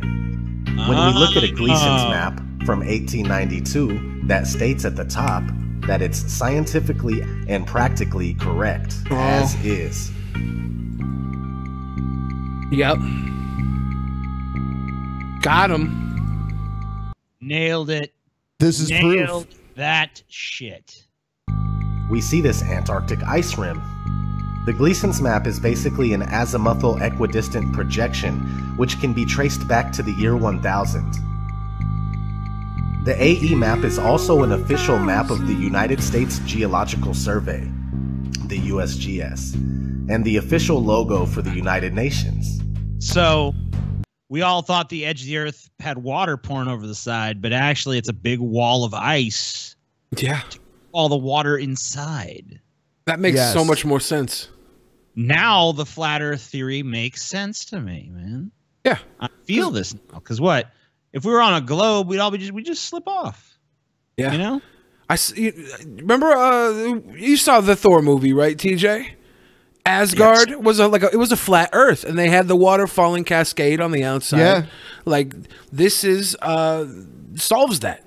There's no Asgard You run here. out of water eventually. You run out The of water. oldest known globe in the world is from 1492. This is something you need to keep in mind because many people argue that the azimuthal equidistant map is just a flattened out version of the globe, when in fact the globe is just a rounded version of this true world flat map. Oh. So yeah. the azimuthal equidistant map is like a condom, and this globe is like a dick, and you roll the map down over the cock, and it becomes what we have on the globe. Wow. You should teach science. I'm like Bill Nye. Yeah, dude. Be like, because Bill Nye sucks now. You could be the new. You could be Billy. I'm Red Pill Nye. Billy Nye. Yeah. Billy the Fridge Nye. I like it. Billy the Nye? Billy the Nye. If the flat map came first and it has the ability to convert into a globe without any problems whatsoever, then that should tell you a little bit about how this globe deception was achieved. Now, back to if there is an edge or not. There is no proof. Some fucking council of fucking people. They're like, all right, guys, we got to convince people the earth is round. And someone's like, why? And he's like, I don't know. The Queen won't give us an exploration why does it matter? budget. Like, why does it matter? It's because the Queen wouldn't up the exploration budget. She's worried the ships are going to fall off the side of the Earth. We have to convince her it's round. They can't fall off. What's the motivation to create this farce that the world is round? Like, what do they stand to gain? Yeah, dude. Yeah, Satan's like, you know, first people believe the earth is round, and then they believe in the devil. And worship the devil. Yeah, believe in and worship Satan. I guess that makes sense. Worship me in 360 degrees. No, because like first, look, you know, if you were living on a flat earth, you'd be much more likely to be like, okay, God is up, Satan is down, you know? But on a round earth, you don't have that dichotomy. So up is down and down is up. And that's just Satan trying to confuse you, man. To further this natural order, you know? To further this confusion, just take a look at this Xbox that Brett Keane left YouTube for.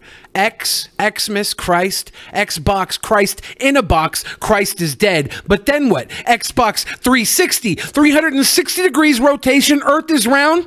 No, but now they have the Xbox One true God, Satan. And the one S stands for Satan himself. Damn. I'm sorry.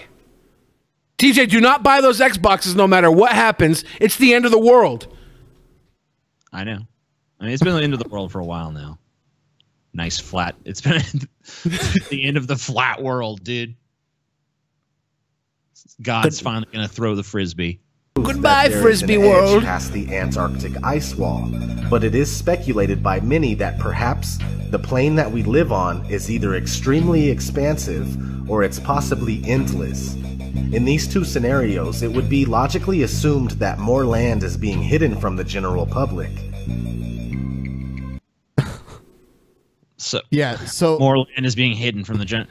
So basically, if this is true, then if I go to Antarctica and I walk straight inland, I should just go on forever. No, not forever until you find the land of dinosaurs and giants.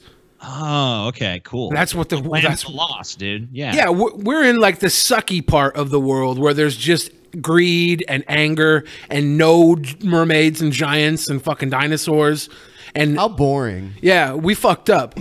We chose this life for greed. We're in the we're the alien ant farm. No Gurgies. No Gurgies. There's Gurgies plenty. I need to reunite with my fucking Gurgie, man.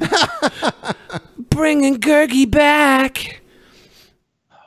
You know, after Brett Keane made his video where he was asking for an Xbox, it actually gave Jim Ass the idea too, and he made a video asking for an Xbox.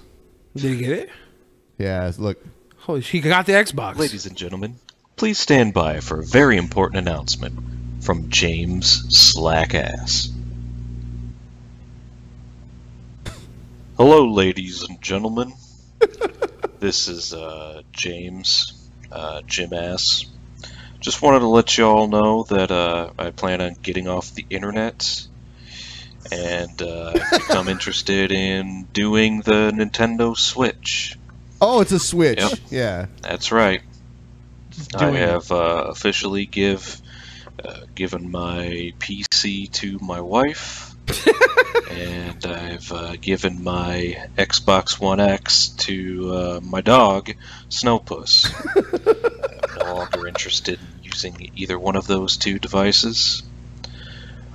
If you guys could please kindly send me $500.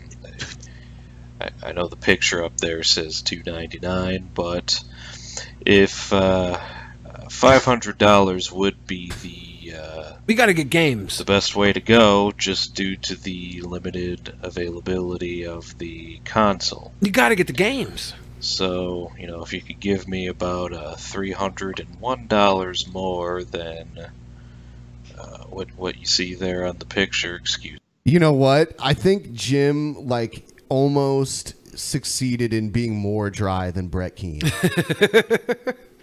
It's the best fucking parody of a Brett Keane video. I'm mad I didn't do it because like we're gonna be on break. I don't have nothing to do. I don't have family. I can't do Thanksgiving. I want to play. I want to play Nintendo. I'll tell you what. What? We can do some gaming, especially on the DP Twitch. Yeah. We can do some gaming on there. Yes. So. Fuck you, Brett Keane. Anyone in the audience right now that watches DP, if you go over to our Twitch, and if you have Amazon Prime, make sure that's linked to your Twitch and you can subscribe to us there at no additional cost to you. Cool. Do that. Amazon Prime. A few people have done it already without us even really talking about it. That's cool. And during our break, during this week break, we're going to try and get our Twitch customized. Yep. Get the Twitch together. All of the subscriber perks and everything will be customized on there, and we're going to start figuring out, you know, what we need to do to get content that's different from what we put on YouTube. It's going to be 24 hours live Finding Waldo. Damn. Finding Waldo is a fucking masterpiece. Nobody finds Waldo anymore. This video's like 4 minutes long, too. That's so... I forgot to change Apple to Sega. Never buying Sega products again. Keep going, man. My Dreamcast is in the closet, and I'm going to do the Nintendo Switch. So basically, in summation, I'm giving the PC to my wife, and I'm giving the Xbox to my dog. Basically because I have totally lost interest in playing games and getting on the internet. So with your help, if you could donate $600 to yours truly. 600. Yeah, it went to 600.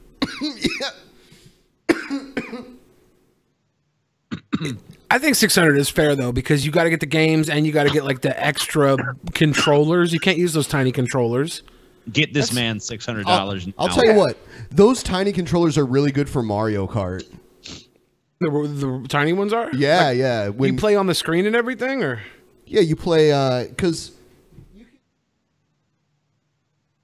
you know you can use it like this, or you can take them off, and they work really well as their own controller for like a game like Mario Kart. Yeah. You just clip these things onto it. Okay. Okay. To the edge. It's pretty cool. We should play some Mario Kart on Twitch. I suck at it. So like people that watch us on Twitch will have to enjoy watching people that suck at games. Enjoy. Yes. Can you play Mario Kart on Twitch? Like I always hear that Nintendo will stab you in the throat if you play their games online. I don't know if that's true or not. I've just gotten demonetized. Because they got the new Mario game where it's like Mario Grand Theft Auto, and he's running around through New York City just like punching the shit out of princesses and stuff. I want to play that game too. That looks entertaining. The last time I checked out the Nintendo Switch's online game store, there was like nothing there. There's like a bunch of Neo Geo games from the 90s, and then you know, Zelda, a few things, but not as much as you'd expect. Not that big of a variety. Coming in 2018, the Drunken Peasants video game for Nintendo Switch. I wanna play Mario. I wanna play Mario, Ben. I wanna play Mario right now, Ben. I wanna play Mario. Sorry. I just rescinded into my childhood Yeah, state. Wow. I grew up on Nintendo. I haven't played Nintendo for like 12 years. No Mercy for Nintendo 64 was the last Nintendo I played. Really? Yeah. Yeah, there's a few good games for the Switch. I haven't looked recently. I'll have to check. Yeah. Satan. I never had a Wii, never had a fucking GameCube, none of that shit. Switch looks fun though. Am I being tricked into this? Am I too adult for this? Is it gonna ruin my life? Feminist. Slam poetry. Hissing. Screeching. Squawking. Fuck you to all the men. I am blaming you.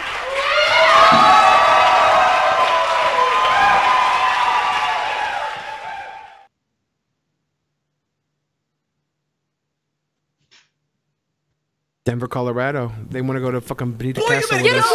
So you gonna raise your hands, right? Now. Get like you don't know how to talk. Don't do that like Best one yet. Scream poetry. really? Because I said so. Who hurt you? Do my parents know the answer? Do they blame the whip? Do they blame the hand that held the whip? Which hands do they blame that held the whip? Our grandparents? Our grandparents' parents? But who put the pain in their hand first? Said, this is how you beat the black when the black ain't acting right. This is how you get it to submit before you get it to love. Said, love is surrender. Ain't no love like the love who put of the a whip nigga in their who's beaten till it surrenders. Who hurt you? Who unloved you like this? It happens every time. I'm in a public place, someone's unruly child is becoming a red hot kettle. Screaming and steaming from the face of the earth. I'm trying to like do years, cursing out his mother and throwing himself on the ground, boiling over, demanding attention, and I can't take it. Man, I would have been slapped into next week. I mean, my mama beat me and look how I turned out. But at least they kept me out the streets. They love me too much. But those things are the same, right? How is it that I've come to create an... Is this Hamilton? I don't even know what to say about it. It's just painfully awful. And these people are on a stage, and that means there's people watching it. Me and Billy are just having like a tongue battle now. It's nothing. We're tongue wars. Ben, you want into some of this fucking McRib tongue war? No. No. Ben is terribly uncomfortable. I should have unleashed the tongue in the studio. Oh, the feminist slam poetry segment. Damn. You know, it's just. I know this is less feminism and more like, you know, racially motivated. Black, white suck, black good. Yeah. It's hard for you to stomach, cause Ben, you got away from the white guilt, but you love it. You wear your clothes and your tattoos, try to cover the whiteness. Why you hiding that white skin, Ben? Why you trying to fight this? I'm a person of colors. Except the fact, Ben, Not when that colors, lie colors. comes from your lip, you, your grandfather, your granddaddy, and his daddy cracked that whip. Watch now, Ben. This is your reparations. Watch the slam. Poetry out of my own fist, my hands weak whether I love or I punch. This was not family tradition, but a tool to literally beat the African family and tell them this is how assimilation works. Like compliance, like a suit and tie, like white Jesus.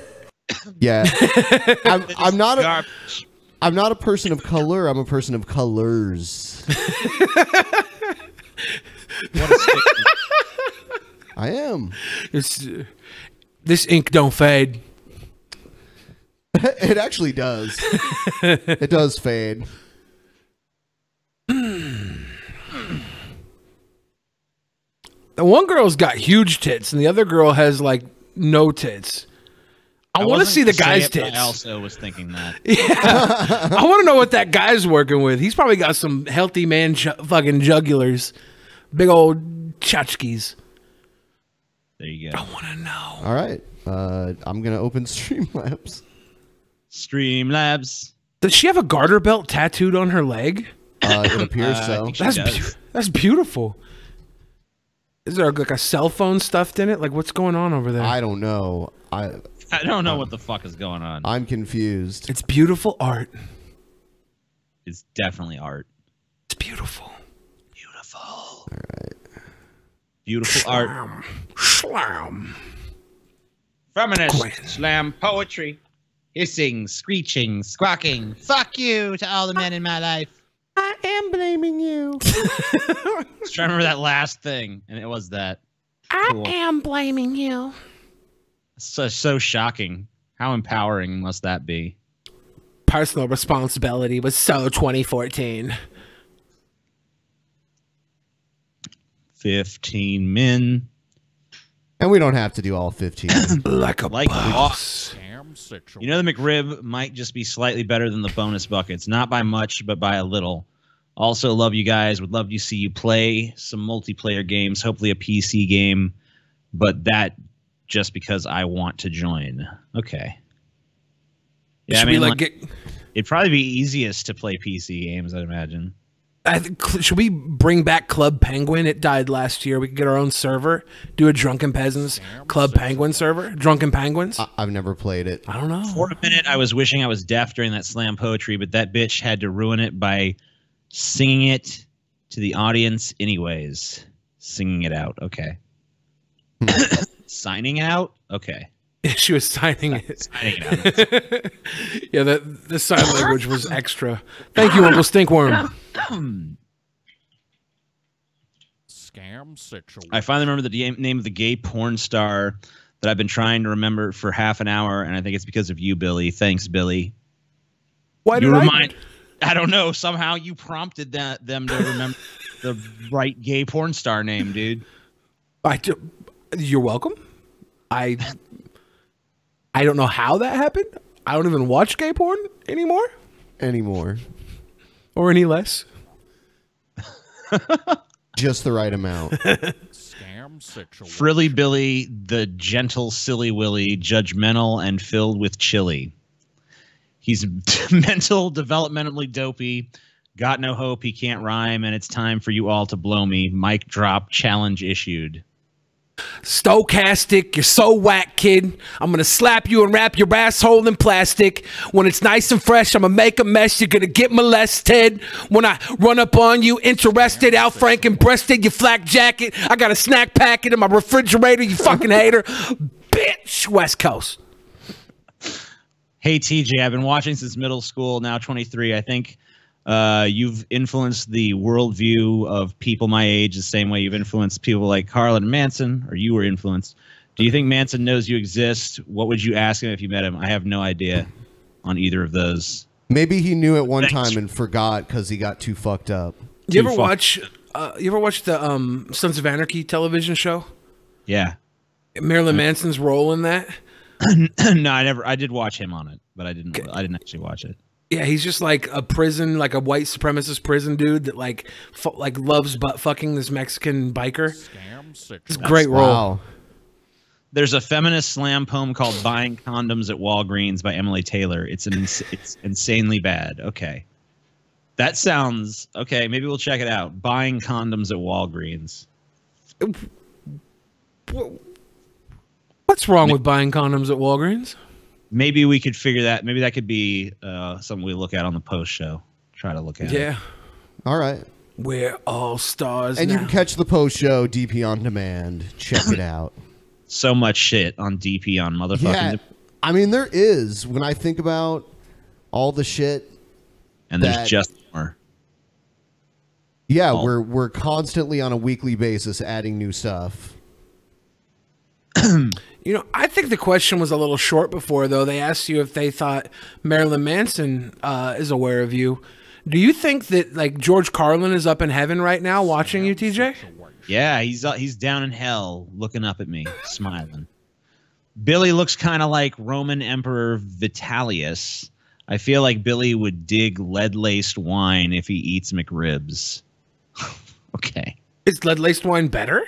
It's toxic. Does it have an effect like wormwood? Is that why? No, it has an effect like you die. Huh? Yeah, it has an effect like poison, like brain damage. I feel like a McRib is just all around better than lead-laced wine. Yeah, dude. I mean, it is. If I was given the choice there, yeah. Interesting. Try this lead-laced wine. I'm assuming that's probably how that Vitalis motherfucker died or whatever. I ate a bullet once, like not the actual casing, but like the gunpowder in it. What? I was working at a pawn shop, a gun store, and one of the guys that worked there was like, "Oh yeah, you can eat gunpowder," and he did it, so I did it. I got so sick afterwards. Yeah, it's gunpowder. God damn it.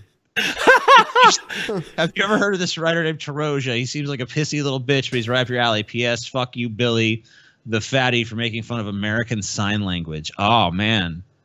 Damn. Ableist Billy. Oh. I'm sorry. Scam situation. While I think the McRib is gross and not delish, TJ and Billy the Fridge have a point about McRib and nasty vagina. It may smell worse, but those same smelly vaginas do feel warmer and wetter. They might be bad for your health, and you regret it after. Yeah, like no matter how nasty the girl is, once you slather her pussy in barbecue sauce, it's good eating. Yeah, there you go. Problem solved. I don't know what the problem was, but it's fucking solved. Tommy from the Bronx in the chat. Yo, yo, yo. What's up, Tommy? Yo, Fuck yo, yo. Shit. The earth is a cube. Spread the truth. Spread the truth. Then you get multiple. You get fucking 6 different flat earths on each fucking side of the cube, dude. A Rubik's Cube of flat earths. Damn. Then there's even more. Scam situation. Lead is supposedly sweeter than sugar. Probably should have clarified. That's why the Romans put it in their wine. Anyway, learn something. There we go. See, there was a reason. It was for taste, I guess. Not enough to kill somebody. Oh, okay. Or at I least was thinking probably they did get driven crazy by it over long-term exposure, though. I like it. I'm up for that shit. Yeah, like fucking sanity sucks dick. Do you think it would be a possibility to make it a Patreon perk to be able to play online games with you guys? It would be dope to play against you guys or with you guys. If so, what games? We can look into that. I don't know what games. I think that's a good suggestion. A DP server for like some game. Yeah. Like Rust or something. We could definitely look into that for sure. Fabulous. Fabulous. Look fabulous. Homoer. Lead tastes good. Yes, Toad. Apparently it does. Dorn, get me the lead and cheese. Lead and cheese. Why the fuck didn't it show my retarded Streamlab message? Maybe it was too retarded to be shown. I don't know. Good show, guys. Take my money. Let's You're see. welcome. Hell yeah. Who was it that said theirs didn't show? It was someone. I can't find it again. This chat goes too damn fast. Someone said, I'd give Jim ass $600 just to fuck with Brett Keane. Nice. Lori Meek who said that. Scam situation. That was a guy eating McRib. That wasn't Billy making fun of sign language. That was his gang signs. Like the stream, everyone. There you go. I got gang signs. I'm gangster. Heart of iron. I'm so jealous we don't have the McRib up here in Canada currently. That's because Canada straight up fucking sucks. Canada's fucking garbage. They don't even have anything in Canada except for maple syrup, dude. That's not true. They subsist entirely on maple syrup up They there. have poutine. Oh, yeah. The most unappetizing sounding fucking dish ever. It's good. It is really good. It's French fries, cheese curds, and the gravy goes over the cheese curds and melts the cheese curd to a point where they still have their shape. Yeah. But they're like a springy, bouncy texture. It's fucking amazing. TJ just is just really picky about fries. You don't like fries? No, I like fries. No, you don't, liar. But the fries have to be to my specifications. All right, you can't just accept substandard piece of shit fry. You liked Belgian fries though. Yeah, that was good. You know, if you get McDonald's fries at the perfect fucking time, they're good. Because like a minute too early or a minute too late, and they're shit. So you gotta fucking eat it in a very particular window. Do you remember what McDonald's fries tasted like when they were still fried in lard? I probably do somehow remember that, but it was noticeably different. I mean, McDonald's fries are probably the best thing from McDonald's, to be honest. Really? Yeah, I don't like. I'm a boy that loves chicken fucking nuggets. Yeah, but that chicken is like suspect at best. I know, that's my favorite part about it. No. Ever hear of Paul Wellstone? He is Al Franken's hero in politics. Paul Wellstone is in Minnesota's Abraham Lincoln. Okay. I've never heard of Paul Wellstone. Does he also grab tits in a flak jacket? The most unopportune time to grab tits? That's because he was joking around. He didn't. I know. At a better time. Scam situation. My episode 420 idea. The peasants stay in character the entire show. Paul is Eric the Fed, Scotty as the egg bitch, TJ as Segmento, and Ben as TJ. Also, it's 3 hours of Kane Fabe. Also, the peasants drop salvia just prior to filming. We're going to take those suggestions under very serious fucking advisement because you donated the very special amount of $6.66. So how long does salvia last? Minutes. 20 minutes, I think, tops. Yes. But the effect would be strong. Could you play salvia tag where like you have enough people on the episode where one person does salvia, then when they fucking come out of it, they tag in the next person, and it's like a wave of salvia all the way around the fucking the stream until I don't know if someone dies. Like, yeah, dude, this doesn't sound fun. I don't know. I just sorry. Let's just all die together.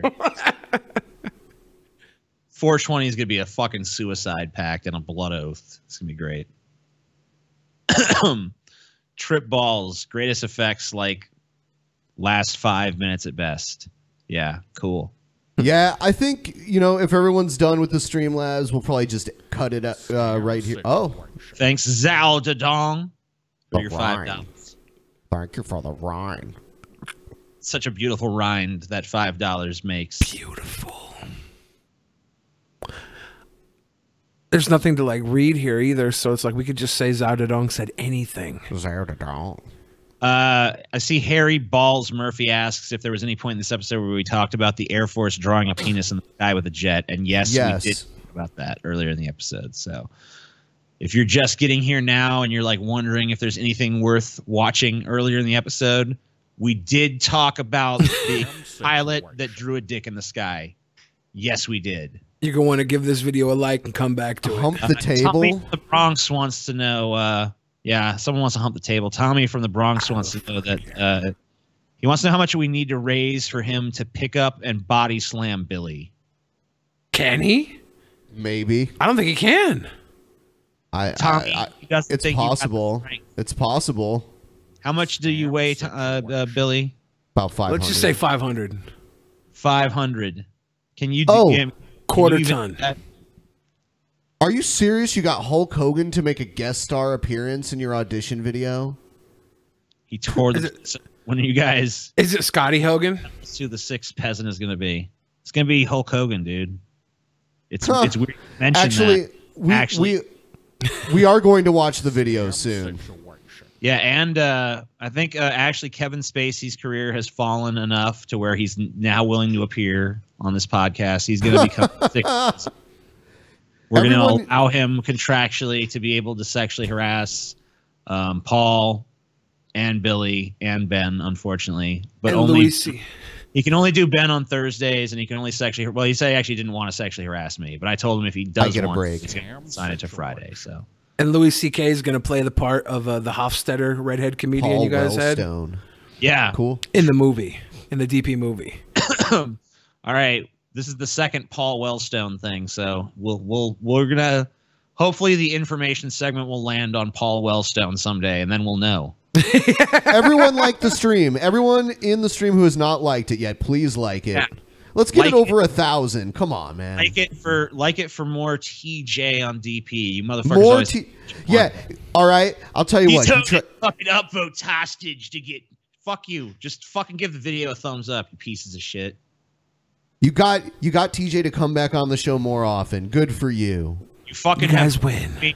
Participating more in my fucking podcast. So he tried to hold you up for money, and you guys showed him who's boss. Yeah, thank you. Fucking put me in my place. I'm sorry that I tried to do things. I think some didn't show. Mine was the Homer one. Cool. So now your Homer one was good. I saw the Homer thing. The homoer. The homoer. The homosexual. Oh, shit. But now that TJ's here, that brings up a good point. TJ held up his part of the bargain. It's time everybody donates all their money now. Tommy from the Bronx says he can do it, dude. 500? It's not just 500 like you're lifting. This is dead weight. 500-pound ass, dude. This is jiggly fat man dead weight. I think you have to help him a little. I'm not going to help him. He wants to challenge me to a body slam contest. You know what? I thought he just wanted to body slam you. I didn't know it was supposed to be a contest. Well, that's the thing. Like, it's my fat versus his strength. It's a contest to test their strength. I see. So it's okay. So this is the ultimate test of fat versus muscle. Yeah. If you want to slip like a Nintendo Switch into my butt crack, this goes so far beyond Tommy and Billy, dude. This is about fat versus. This is fat versus fit. Yeah. All right. I like it. This is strength versus stank. All right. I think we're going to wrap it up now. Thanks to everyone for watching. Good night. Except for anyone named Michael. You're all pieces of shit. I'm just kidding, Michael. You're fine. Don't worry.